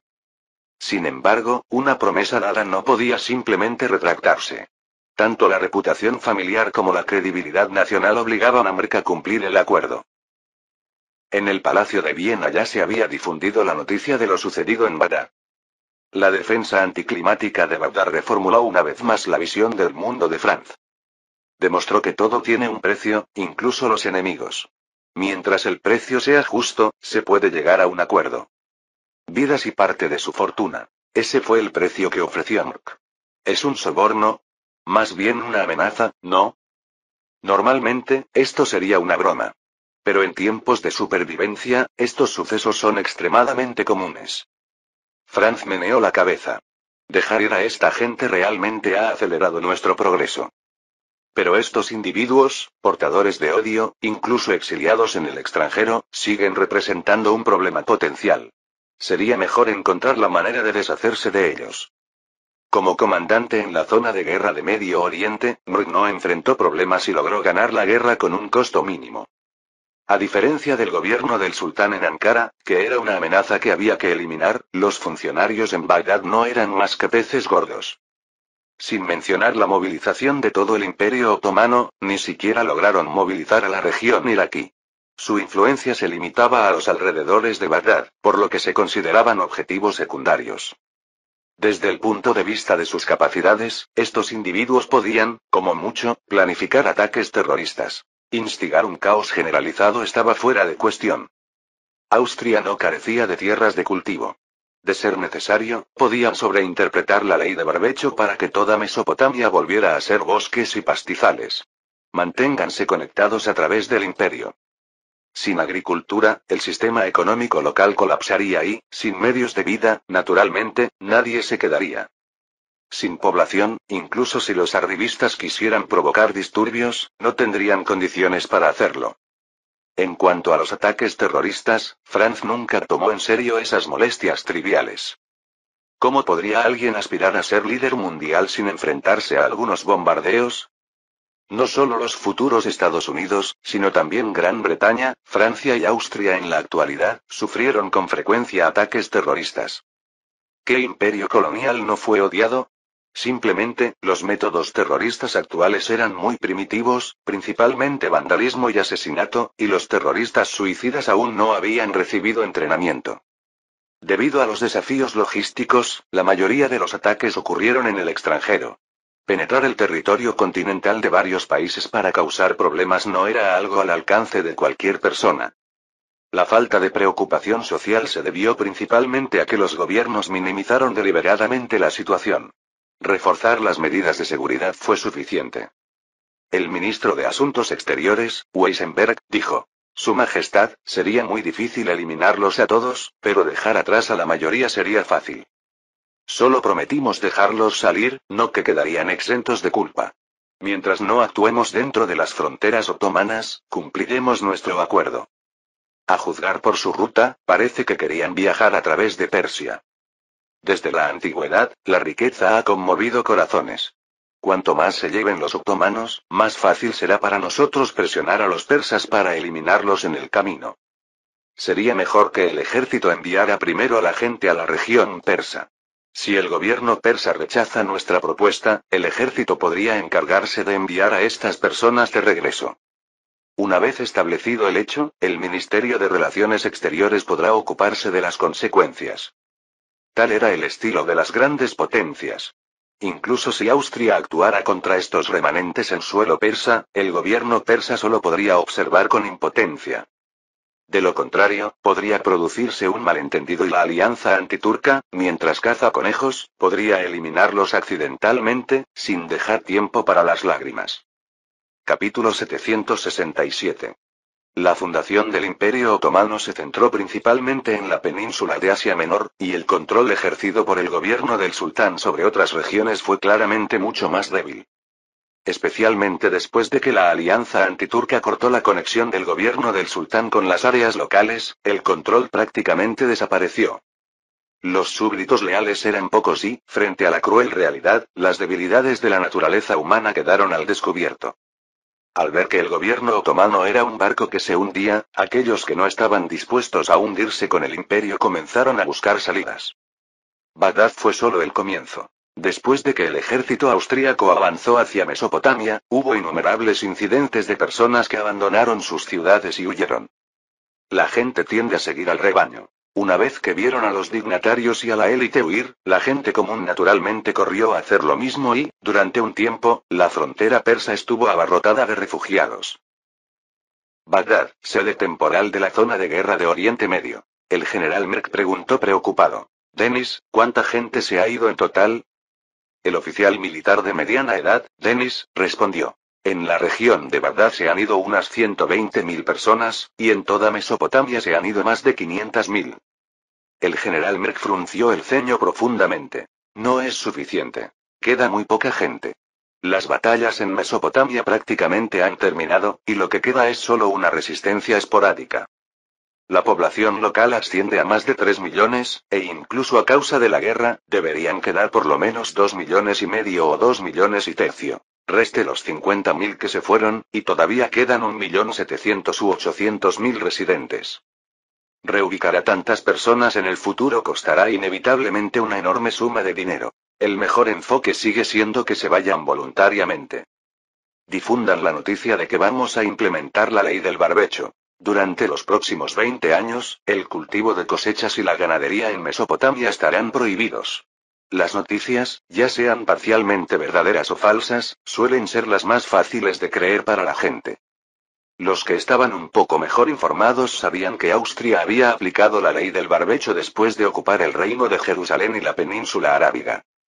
En la actualidad, con la excepción de unas cuantas ciudades, esas regiones están invadidas por malezas y arbustos. Las zonas del interior están prácticamente deshabitadas durante miles de kilómetros. Sí, Su Excelencia el comandante, respondió el mayor Denis. Después de dudar un momento, Denis aún expresaba las dudas en su mente. Su Excelencia el comandante, ¿por qué debemos reubicar a la población cuando pueden crear riqueza y pagarnos impuestos inmediatamente? Para muchos, la ley de barbecho del gobierno de Viena parecía una medida sin sentido, que solo causaba dificultades y gastos sin ningún valor tangible. La protección del medio ambiente no era un concepto popular en aquella época. La razón por la que nadie se opuso antes era que afectaba a Jerusalén. Tierra Santa quedó prácticamente sepultada por tormentas de arena. De hecho, no sería justo no protegerla. La península arábiga quedó atrapada en la mezcla. Después de todo, no había mucho allí, y a Austria no le faltaban camellos, así que la dejaron en barbecho. Mesopotamia era diferente. La llanura mesopotámica era muy fértil, propicia para el desarrollo de la agricultura y la ganadería. La era de la explosión demográfica aún no había llegado. Tomemos como ejemplo Irak. Antes de la guerra, la población rondaba los 21-30 millones, y los recursos hídricos eran relativamente abundantes. El general Merck apenas sonrió. Es por estabilidad. No creerá que esta gente aceptará nuestro gobierno sin hacer ruido, ¿verdad? Al oír esta respuesta, Denis se sintió aún más desconcertado. El Imperio Otomano había logrado reprimir a esta gente. Que Austria estuviera preocupada por la estabilidad local sería un chiste si se supiera. En general, cada imperio colonial tenía sus propios métodos de gobierno. Ante problemas irresolubles, había un método que podía resolverlo todo: la muerte. El general Merck continuó explicando. Si fuera una colonia común y corriente, ciertamente no valdría la pena invertir tanto, pero Mesopotamia es especial. Nuestro pueblo ha descubierto petróleo aquí, y los geólogos estiman que las reservas de petróleo en Mesopotamia podrían potencialmente exceder la cantidad total de petróleo descubierto en el mundo hasta ahora. Los científicos creen que el petróleo es la fuente de energía más importante para el futuro y muy probablemente sustituirá al carbón. Denis meneó la cabeza con incredulidad y exclamó: es imposible. Los usos del petróleo son limitados. ¿Cómo podría reemplazar al carbón? El general Merck hizo un gesto con la mano. Esa es una pregunta que no puedo responder. En cualquier caso, los científicos han convencido al gobierno, haciéndole creer al país esta sentencia. Al ver a Denis sumirse en un estado de duda, el general Merck continuó. Muy bien, el tiempo tendrá que demostrar si el petróleo puede sustituir al carbón. Por ahora, todo lo que necesitamos saber es que el petróleo es importante, nuestras reservas internas son escasas y las reservas en Mesopotamia son enormes. Se trata de seguridad energética. Para garantizar la seguridad de la extracción de petróleo, debemos tomar el control total de esta región. Merck no creía que el petróleo pudiera reemplazar al carbón en el ámbito energético, pero mientras existiera una posibilidad, valía la pena prestarle atención. Para que los franceses comprendieran la importancia de la energía, el gobierno de Viena no escatimó esfuerzos en su propaganda. Ahora todos los europeos conocían la importancia de la energía. Después de dudar por un momento, Denis comenzó lentamente. Comandante, si ese es el caso, entonces simplemente publicar la noticia no es suficiente. Sería mejor tomar medidas concretas, por ejemplo, imponer impuestos de guerra, fijar un monto impositivo que supere la capacidad de la mayoría de la gente. O enviar directamente a la gente para convencerla de que se vaya. El pueblo persa aprendió la lección de la última crisis de refugiados y ha establecido un cordón fronterizo. Un gran número de refugiados ya se ha concentrado allí. Sin abrir un paso, aunque estas personas quieran salir, no podrán salir. Debe haber más de una salida. El problema es que los rusos no se atreverán a ir allí y Austria no los dejará entrar. El general Merck asintió. Eso sí que es un problema. Informaré a Viena y me esforzaré por conseguir apoyo interno. Sin embargo, las posibilidades de éxito son escasas. Incluso si el Ministerio de Asuntos Exteriores interviene, el pueblo persa no tiene el coraje de aceptar a 1 o 2 millones de personas. Primero, inciten a los refugiados a abrirse paso. Si eso no es posible, entonces que las tropas creen un malentendido y abran una brecha. Ante la presión militar y diplomática del gobierno británico, el pueblo persa permitió que los suministros británicos ingresaran a los otomanos solo porque la alianza antiturca no los apoyó. El gobierno persa ha dado explicaciones al respecto muchas veces en Viena y San Petersburgo, pero, por desgracia, ha sido en vano, porque a las grandes potencias, en su mayoría, no les gusta razonar. En opinión del general Merck, cualquiera que fuera el motivo, una vez que Persia se posicionó contra la alianza antiturca, tuvo que pagar el precio. En el Palacio de Viena, el avance del ejército austríaco en Mesopotamia no tranquilizó a Franz. Las noticias del general Merck le causaban un enorme dolor de cabeza. La zona de guerra del Medio Oriente estaba preocupada por el problema de 1 o 2 millones de personas, pero Francisco, el emperador, tenía que preocuparse por los problemas de 3 o 4 millones de personas. Indefenso, el gobierno otomano puede estar loco, pero eso no significa que todos los generales lo estén. Es cierto que todos son soldados, pero cuando no pueden ganar la batalla, se rinden. En la península de Asia Menor también hay 1 o 2 millones de prisioneros de guerra, desde que el gobierno del sultán tuvo su momento de locura que resultó en pérdidas tan masivas que los lugareños morirían de hambre si no fueran considerados prisioneros de guerra. Sin otra opción, el gobierno de Viena tuvo que apoyar a este numeroso grupo de prisioneros de guerra. Ambos bandos estaban cubiertos de sangre, y Franz no creía tener la capacidad de reformarlos. Enviarlos lejos es una obligación, dijo Franz, a quien no le importaba el gasto, considerándolo una inversión inicial, pero la pregunta era de dónde enviarlos. El ministro de Asuntos Exteriores, Wesenberg, declaró: Su Majestad, la mayoría de los países estadounidenses se han negado a aceptar refugiados. Estados Unidos ha accedido a acoger a algunos inmigrantes, pero solo a aquellos que sean trabajadores aptos. Desesperadamente, los otomanos no fueron bien recibidos, y los países estadounidenses nunca reclutaron en el Imperio Otomano, y mucho menos a los ancianos, los débiles, las mujeres y los niños. Estados Unidos accedió a aceptar a algunos, influenciado por el efecto mariposa de Franz. El número de inmigrantes europeos en Estados Unidos había disminuido considerablemente, y los capitalistas necesitaban trabajadores con urgencia. Desafortunadamente, por más desesperados que estuvieran por conseguir trabajadores, los capitalistas solo querían trabajadores aptos para trabajar que pudieran crear riqueza, sin ningún interés en los viejos y los débiles. ¿Tiene el gobierno algún plan?, preguntó Franz.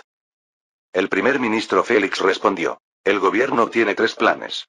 Primero, reservar un terreno en las colonias para trasladar a esta gente. Segundo, trasladar el problema al futuro reino de Armenia. En tercer lugar, utilizar la excusa de que Persia apoya a los otomanos para provocar la guerra antes y expulsar a esa gente a Persia. Cada uno de estos planes tiene sus pros y sus contras. Asignar tierras de las colonias implica mirar hacia América o el sudeste asiático, lo cual sería costoso. Entregarlo al reino de Armenia parece lo más sencillo, pero trae consigo muchos problemas posteriores. Los rusos definitivamente no querrían darles tierras ricas a los armenios para establecer su país, y este nuevo reino podría no permitirse albergar a tanta gente. Expulsarlos a Persia es lo más barato, pero los métodos son demasiado violentos y podrían afectar negativamente nuestra reputación internacional. Capítulo 768. Los pros y los contras eran evidentes, y Franz tenía un dolor de cabeza terrible. Parecía que las 3 propuestas eran buenas, pero en realidad, ninguna era fiable. A primera vista, Austria tenía numerosas colonias, y cualquier extensión de tierra al azar parecía suficiente para asentar a millones de personas. Pero en la práctica, una vez iniciada la división territorial, la situación cambiaría. El continente africano estaba descartado. Era la futura patria. La región del sudeste asiático parecía agradable, pero en realidad no había muchas islas capaces de albergar a millones de personas, y Franz no estaba dispuesto a renunciar a Papúa Nueva Guinea. Y así fue. La población de la isla de Kalimantan ya superaba los 10 millones. No quedaban vastos territorios sin reclamar. Tal vez en futuras generaciones unas cuantas islas vecinas podrían albergar a millones de personas, pero por el momento eso simplemente no es posible. Franz sí tenía un límite moral. La muerte en el campo de batalla era inevitable.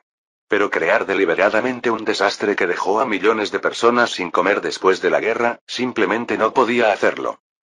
Por supuesto, este límite solo se aplicaba a sus propias acciones. Si otros lo hacían, Franz podía hacer la vista gorda. O, aún podía condenarlo. Cualquier otra cosa, y no habría nada que pudiera hacer. El mundo es así de cruel. Los santos no tienen cabida en el siglo XIX. A diferencia del futuro, donde los suministros son abundantes, un emperador con un exceso de simpatía en aquellos días estaría cortejando la muerte de su nación.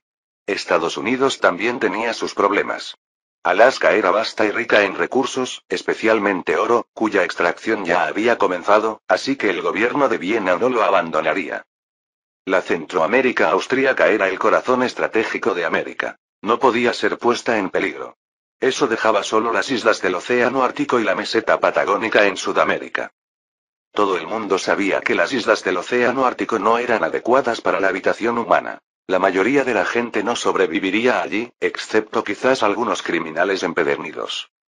Si esos millones fueran enviados allí, se estima que ni 1 de cada 100 sobreviviría, lo que no sería diferente de una ejecución directa. La Patagonia tampoco era un paraíso. Al menos no antes de su desarrollo. En lugar de asentar gente allí, sería más bien como afligir a Chile y Argentina. El hecho de que Austria solo hubiera conseguido emigrar unos pocos cientos de miles de personas después de tantos años de establecimiento de la colonia dice mucho sobre la multitud de problemas que había. No es que el gobierno de Viena no quisiera aumentar la inmigración. Son las duras condiciones naturales las que impulsan a los migrantes a Chile o Argentina. Los que se quedaron lo hicieron por trabajo. Había recursos minerales para explotar y la agricultura y la ganadería estaban concentradas en la llanura del Valle del Río, especializándose en la agricultura en gran escala. Las otras dos propuestas eran aún más problemáticas. El reino de Armenia, tal como estaba previsto, solo abarcaría decenas de miles de kilómetros cuadrados como máximo, sin superar siquiera los 100.000 kilómetros cuadrados. Rusia no consentiría en entregar más tierra, y aunque ese trozo de territorio podría sustentar a varios cientos de miles de armenios, agregar millones más conduciría a la hambruna.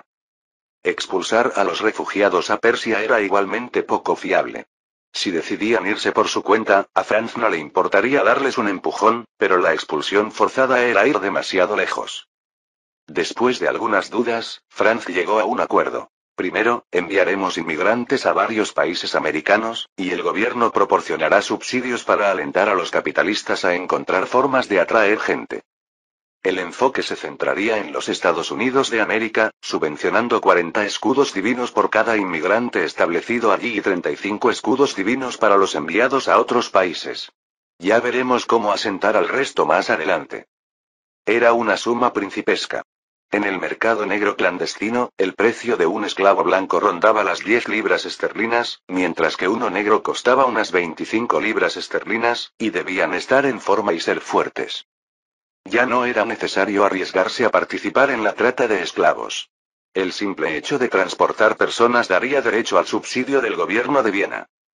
Franz confiaba en la iniciativa de los capitalistas.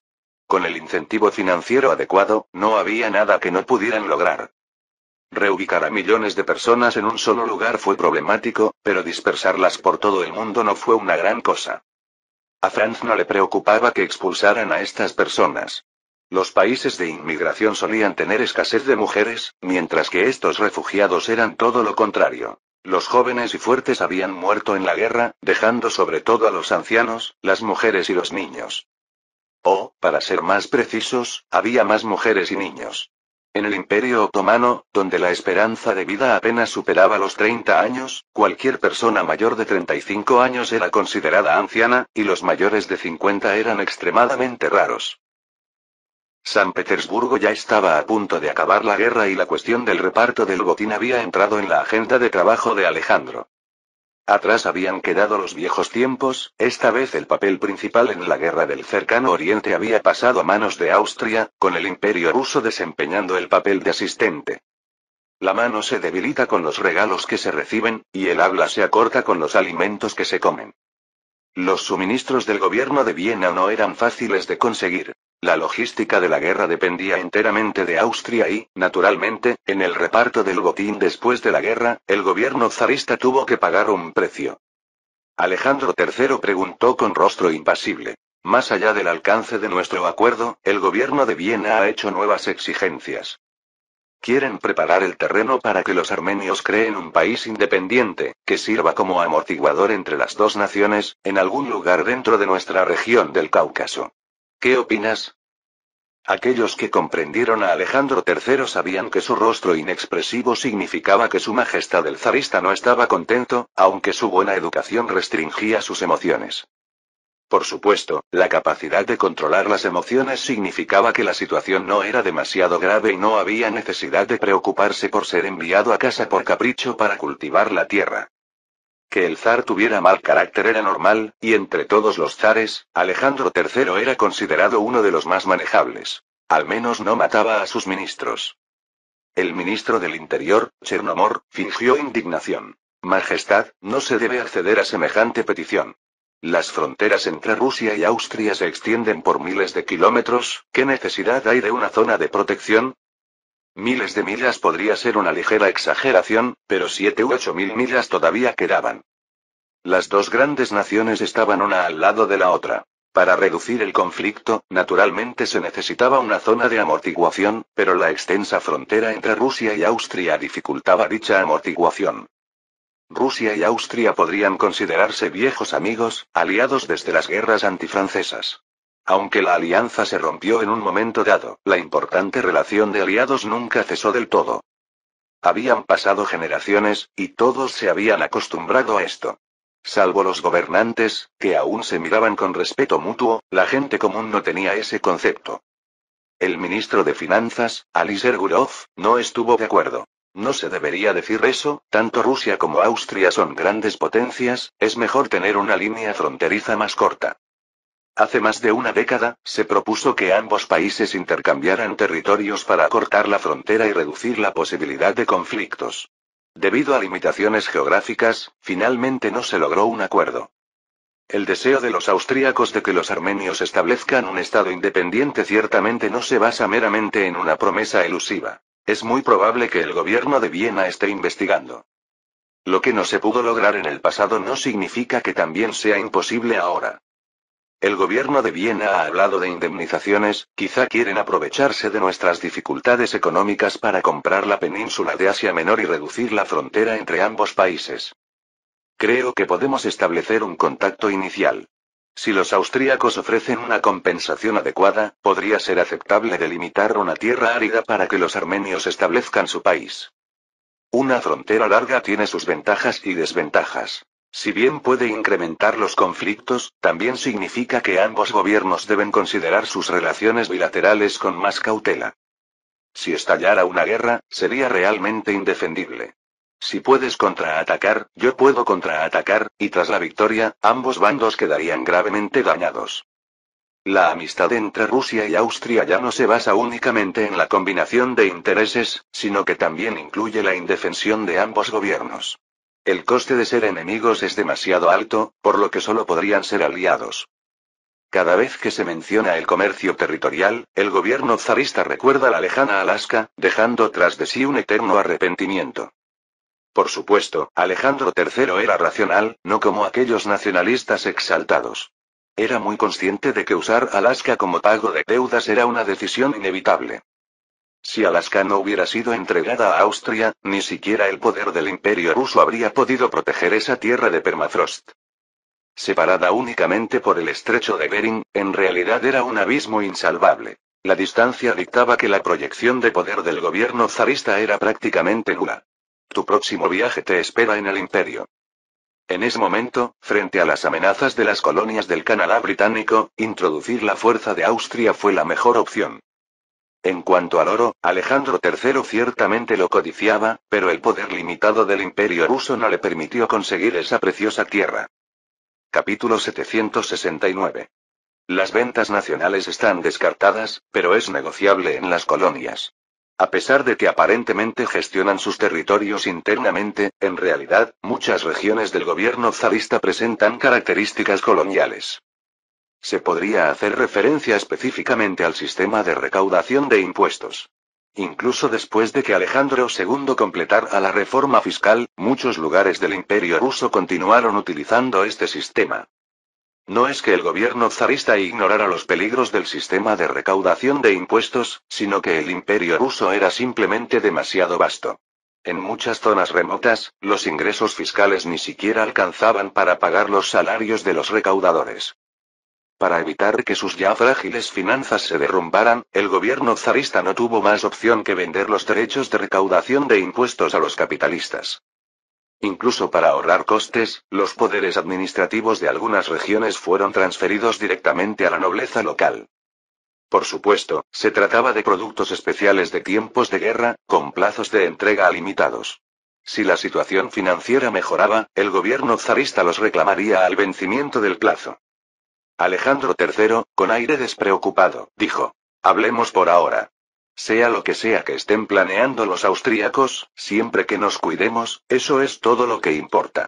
Esta vez, debemos aprender de nuestros errores y explorar los recursos de la zona con antelación para negociar precios con los austríacos. No podemos permitir que se aprovechen de nosotros otra vez. El gobierno zarista no carecía de territorio, y Alejandro III era uno de los zares más amantes de la paz y el que menos deseos tenía de expandirse territorialmente que sus predecesores. Si Austria no hubiera sido tan insistente, no habría iniciado la guerra ruso-turca en ese momento. Los territorios recién ocupados no podían generar riqueza a corto plazo. Por el contrario, requerían gastos administrativos sustanciales y no alcanzarían el punto de equilibrio durante mucho tiempo. Para el gobierno zarista, que se encontraba en dificultades económicas, aumentar el territorio significó en realidad aumentar su carga. Mientras el precio fuera justo, naturalmente no sería un problema conseguir una porción de territorio del botín de guerra para que los armenios establecieran una nación independiente. El canciller Óscar Ximénez dijo: Su Majestad, acabamos de recibir un mensaje de la Embajada de Viena. Una plaga ha estallado en la península de Asia Menor, altamente contagiosa y presuntamente relacionada con la peste negra. Muchos expertos médicos creen que la región ya no es apta para la vida humana. Para reducir la pérdida de vidas, el gobierno de Viena ha puesto en marcha la ley de prevención de riesgos de emergencia y se prepara para evacuar a la población de los territorios recientemente ocupados. Tienen la intención de externalizar esta tarea y han ofrecido un alto subsidio de reasentamiento. Dependiendo de la distancia, el estándar específico varía entre 15 y 40 escudos divinos por persona. Mientras se transporte a estas personas fuera de Austria y se las instale, se podría recibir un subsidio de al menos 15 escudos divinos por persona. Si las finanzas del gobierno están ajustadas, tal vez podríamos considerar.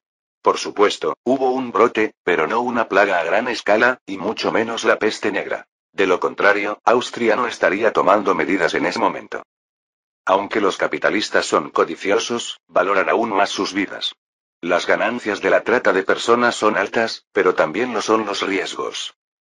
Con las ya altas tasas de mortalidad durante las travesías marítimas, añadir una plaga significaba una posible aniquilación en cualquier momento. Incluso si el grupo no se extinguía por completo, si la mayoría de la gente moría, ¿qué les quedaría para ganar dinero? En esencia, usar el pretexto del reasentamiento era por reputación. Si la gente moría en el camino, bastaba con reclutar carniceros. ¿Para qué gastar tanto dinero? Alejandro III frunció el ceño, instintivamente repelido por semejante asunto. El Imperio ruso era una de las 4 grandes potencias del mundo. ¿Cómo podía rebajarse al nivel de la trata de personas? Sin embargo, la realidad es cruel. Al ver la mirada ansiosa de quienes lo rodeaban, Alejandro III supo que esperaban obtener ganancias para subsidiar el tesoro. Después de todo, el precio ofrecido por Austria era demasiado tentador.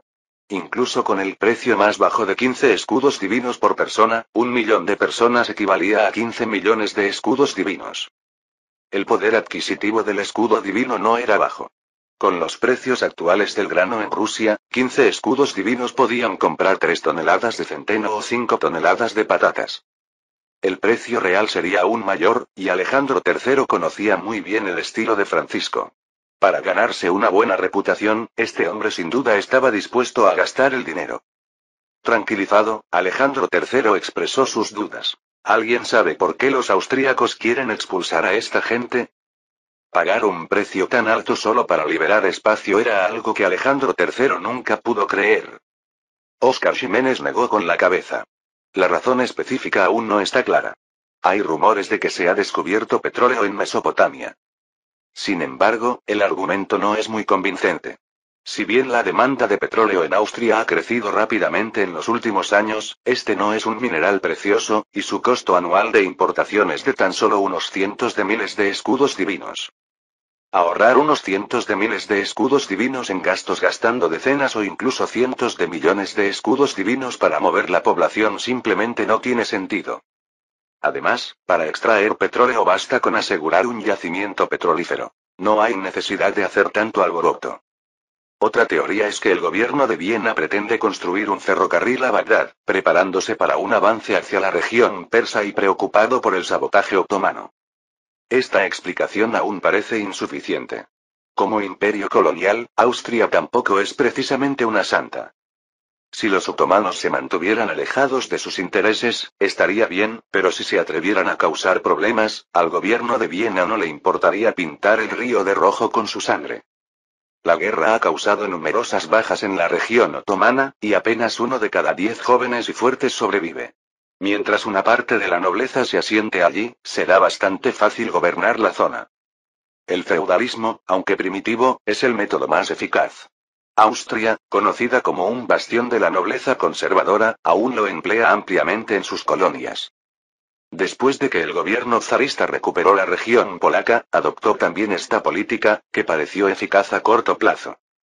Las noticias que son verdaderas en la falsedad y falsas en la verdad son las más confusas, y Alejandro III también se encontró desorientado. Obviamente, el beneficio no se correspondía con el resultado. Prefería creer que la decisión del gobierno de Viena era delirante antes que confiar en esos dos rumores. Tras algunos momentos de perplejidad, Alejandro III dijo lentamente: necesitamos utilizar nuestros recursos para investigar, y no tener información clara sobre las verdaderas intenciones de los austríacos es realmente preocupante. Sí, Su Majestad, respondió el canciller Óscar Ximenes. El ansioso ministro de Finanzas Aliser Gurov no pudo evitar intervenir. Su Majestad, si los austríacos no tienen ningún as bajo la manga, deberíamos considerar venderles algunos de los territorios recientemente ocupados. Al ver que Alejandro III no respondió de inmediato, Aliser Gurov continuó. Según el acuerdo previo, después de la guerra obtendríamos la mitad de la península de Asia Menor y partes de la cordillera del Gran Cáucaso.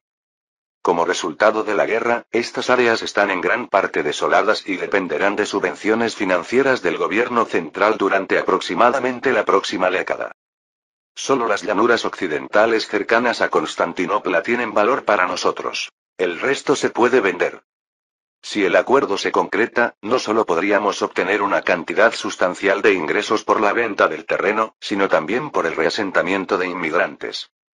En teoría, podríamos obtener un ingreso único en efectivo de cientos de millones de escudos divinos.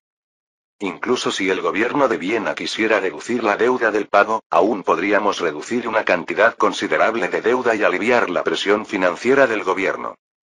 Aliser Gurov no quería vender tierras, pero el Ministerio de Finanzas estaba realmente desposeído.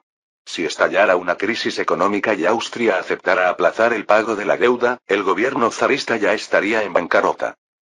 En tales circunstancias, asumir nuevas cargas solo podría significar hundirnos más profundamente en el abismo.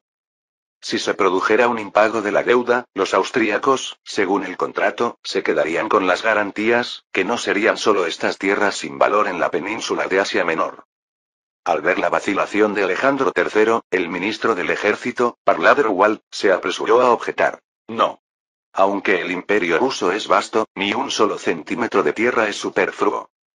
Si podemos vender la península de Asia Menor hoy por problemas financieros, podríamos vender la península de los Balcanes mañana y Ucrania al día siguiente. ¿Vamos a vender Tierra Santa después de eso? Aliser Gurov miraba fijamente al indignado ministro del ejército y se sentía furioso, como si le hubieran puesto la etiqueta de traidor. Él replicó con fiereza. Tonterías. ¿Quién está vendiendo la Tierra Santa? Walt, no me calumnies aquí. La península de Asia Menor es territorio otomano. ¿Qué hay de malo en vender la tierra del enemigo? Vender la tierra propia y venderla de otro, y especialmente la de un enemigo, son conceptos completamente diferentes. Walt dijo con desdén. Cualquier tierra alcanzada por la espada del ejército ruso es territorio del imperio ruso.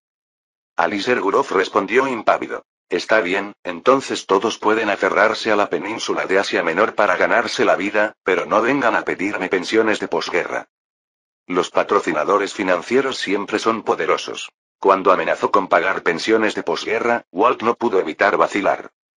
Aunque se sentía acorralado, no suavizó su postura y respondió con fiereza. Si se atreven a retener las pensiones, lideraré a mis hombres y bloquearé las puertas del Ministerio de Finanzas todos los días.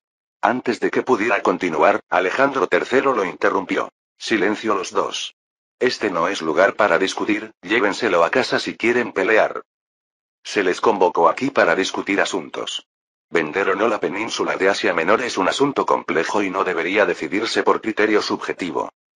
Aunque no se dijo nada al respecto, estaba claro que el zarista estaba dispuesto a vender la península de Asia Menor. Después de todo, era una oportunidad de ganar dos sumas de dinero. No se presenta este tipo de oportunidad muy a menudo. Los tiempos pueden cambiar, y no hay garantía de conseguir un precio tan bueno más adelante. Un solo centavo puede ser un obstáculo para un héroe, por no hablar de una brecha de varios miles de millones de rublos de oro. Para lograr la industrialización, el apoyo financiero es indispensable. sin mencionar que la infraestructura más básica sigue siendo necesaria.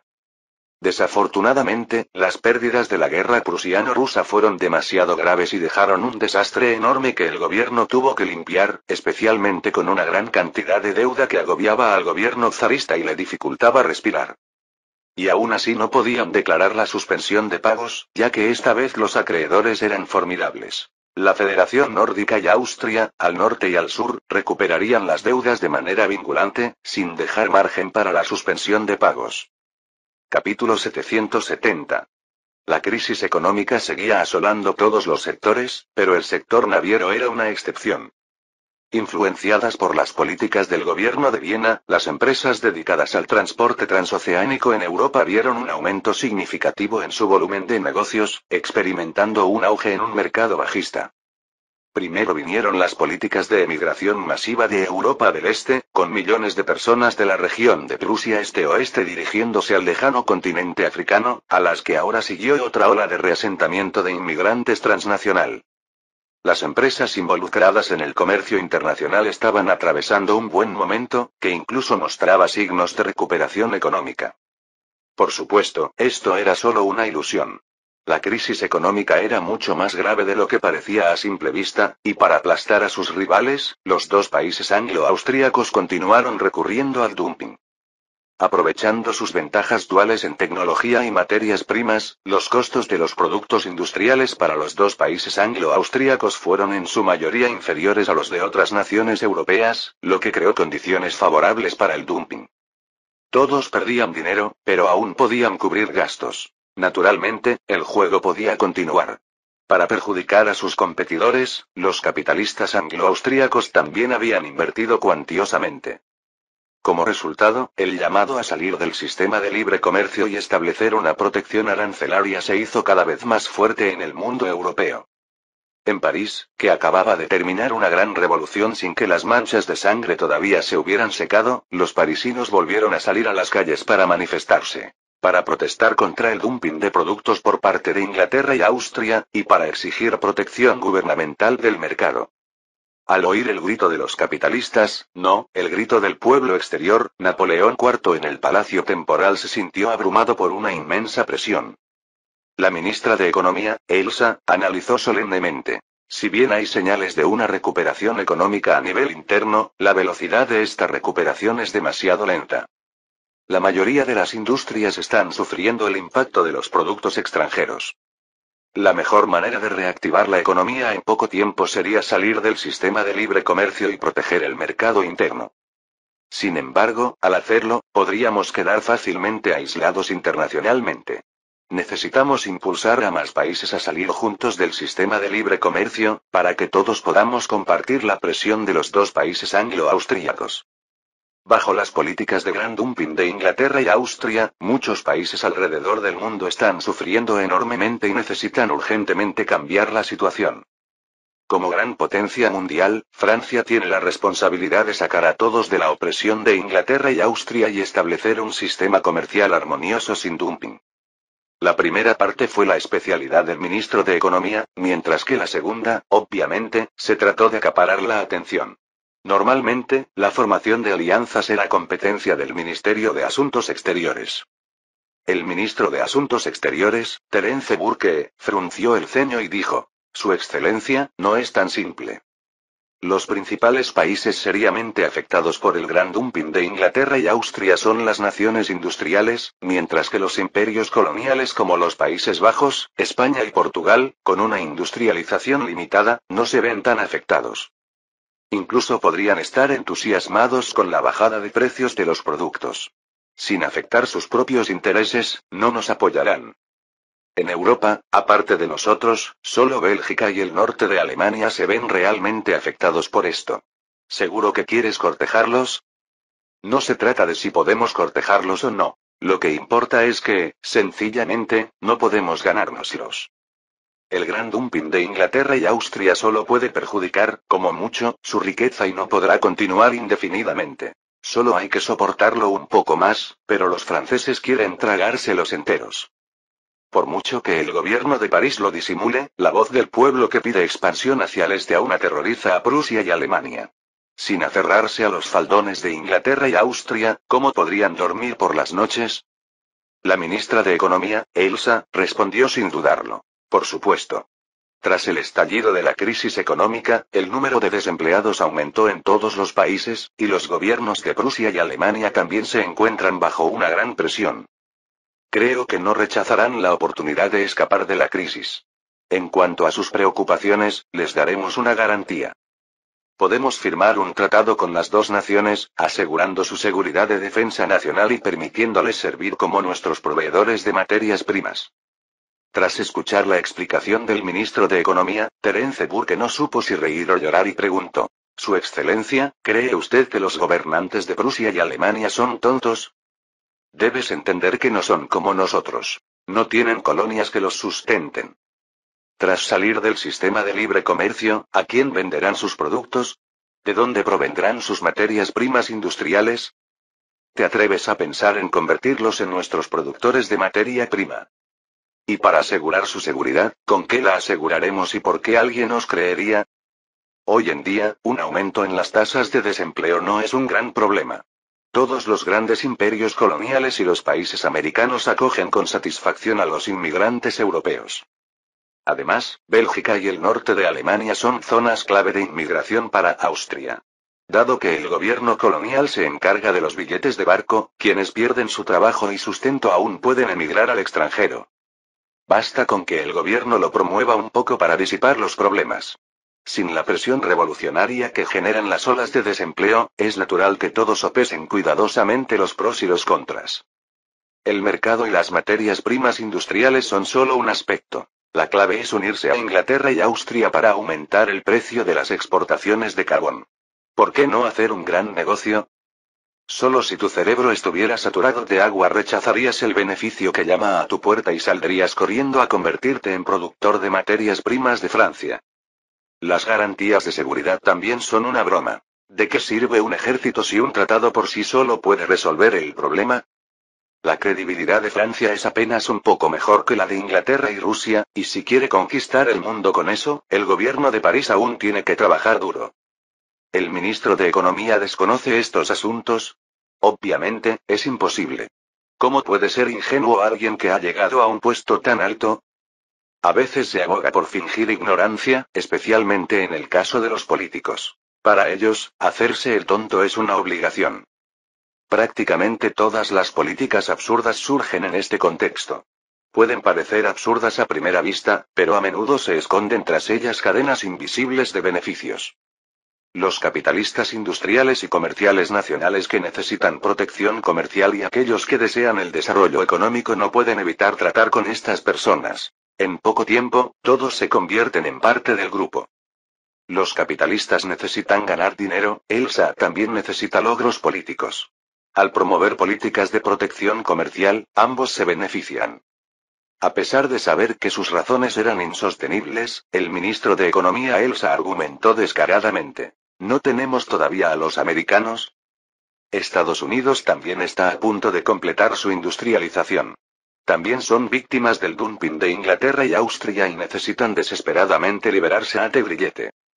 Hablar de este aliado poco fiable irrita a todos. Para apoyar la independencia estadounidense, Francia no escatimó en gastos. Sin embargo, lo primero que hizo el gobierno estadounidense tras el estallido de las guerras antifrancesas fue añadir sal a la herida de Francia. Por supuesto, Napoleón III se vengó. Durante la guerra civil, los 4 países, incluyendo el Reino Unido, Francia, Austria y España, tomaron partido y lograron dividir a Estados Unidos. La situación económica interna es grave, lo que ha reducido drásticamente los ingresos fiscales del gobierno. Nuestras deudas han alcanzado un punto extremadamente peligroso, añadió el ministro de Finanzas, Roy Vernon. Quizás no todos se han dado cuenta de que ahora somos el gobierno con mayor deuda del mundo y tenemos que pagar una cantidad enorme de intereses financieros cada mes. Si no cambiamos esta situación, cualquier día podríamos ir a la quiebra. Francia, que no había participado en ninguna guerra importante, tenía deudas gubernamentales que incluso excedían las del Imperio ruso. Algo increíble, pero un hecho innegable. Como la primera nación del mundo en estimular la economía a través de la inversión gubernamental, Francia ha mantenido un déficit fiscal durante la mayor parte del tiempo, acumulando un déficit total colosal con el tiempo. Es cierto que la vida de todos mejoró en el corto plazo, pero a costa del futuro. A partir de la renovación de París durante la era de Napoleón III, la inversión gubernamental en infraestructura impulsó la edad de oro de la economía francesa. Este modelo podría haber continuado durante muchos años más, pero lamentablemente, no hace mucho tiempo el ataque anglo-austríaco a las finanzas francesas condujo a una devaluación de un tercio de la moneda del franco. Luego vino la crisis económica, las guerras civiles, una serie de golpes combinados que dañaron directamente el sistema financiero francés, disminuyendo la capacidad de endeudamiento del gobierno de París. En tales circunstancias, el gobierno francés no tuvo más remedio que apretarse el cinturón. Napoleón IV asintió. Salir del sistema de libre comercio es un mal necesario. Si la situación económica interna mejora, podemos considerar volver. El Ministerio de Asuntos Exteriores debe reclutar tantos aliados como sea posible para compartir la presión internacional con nosotros.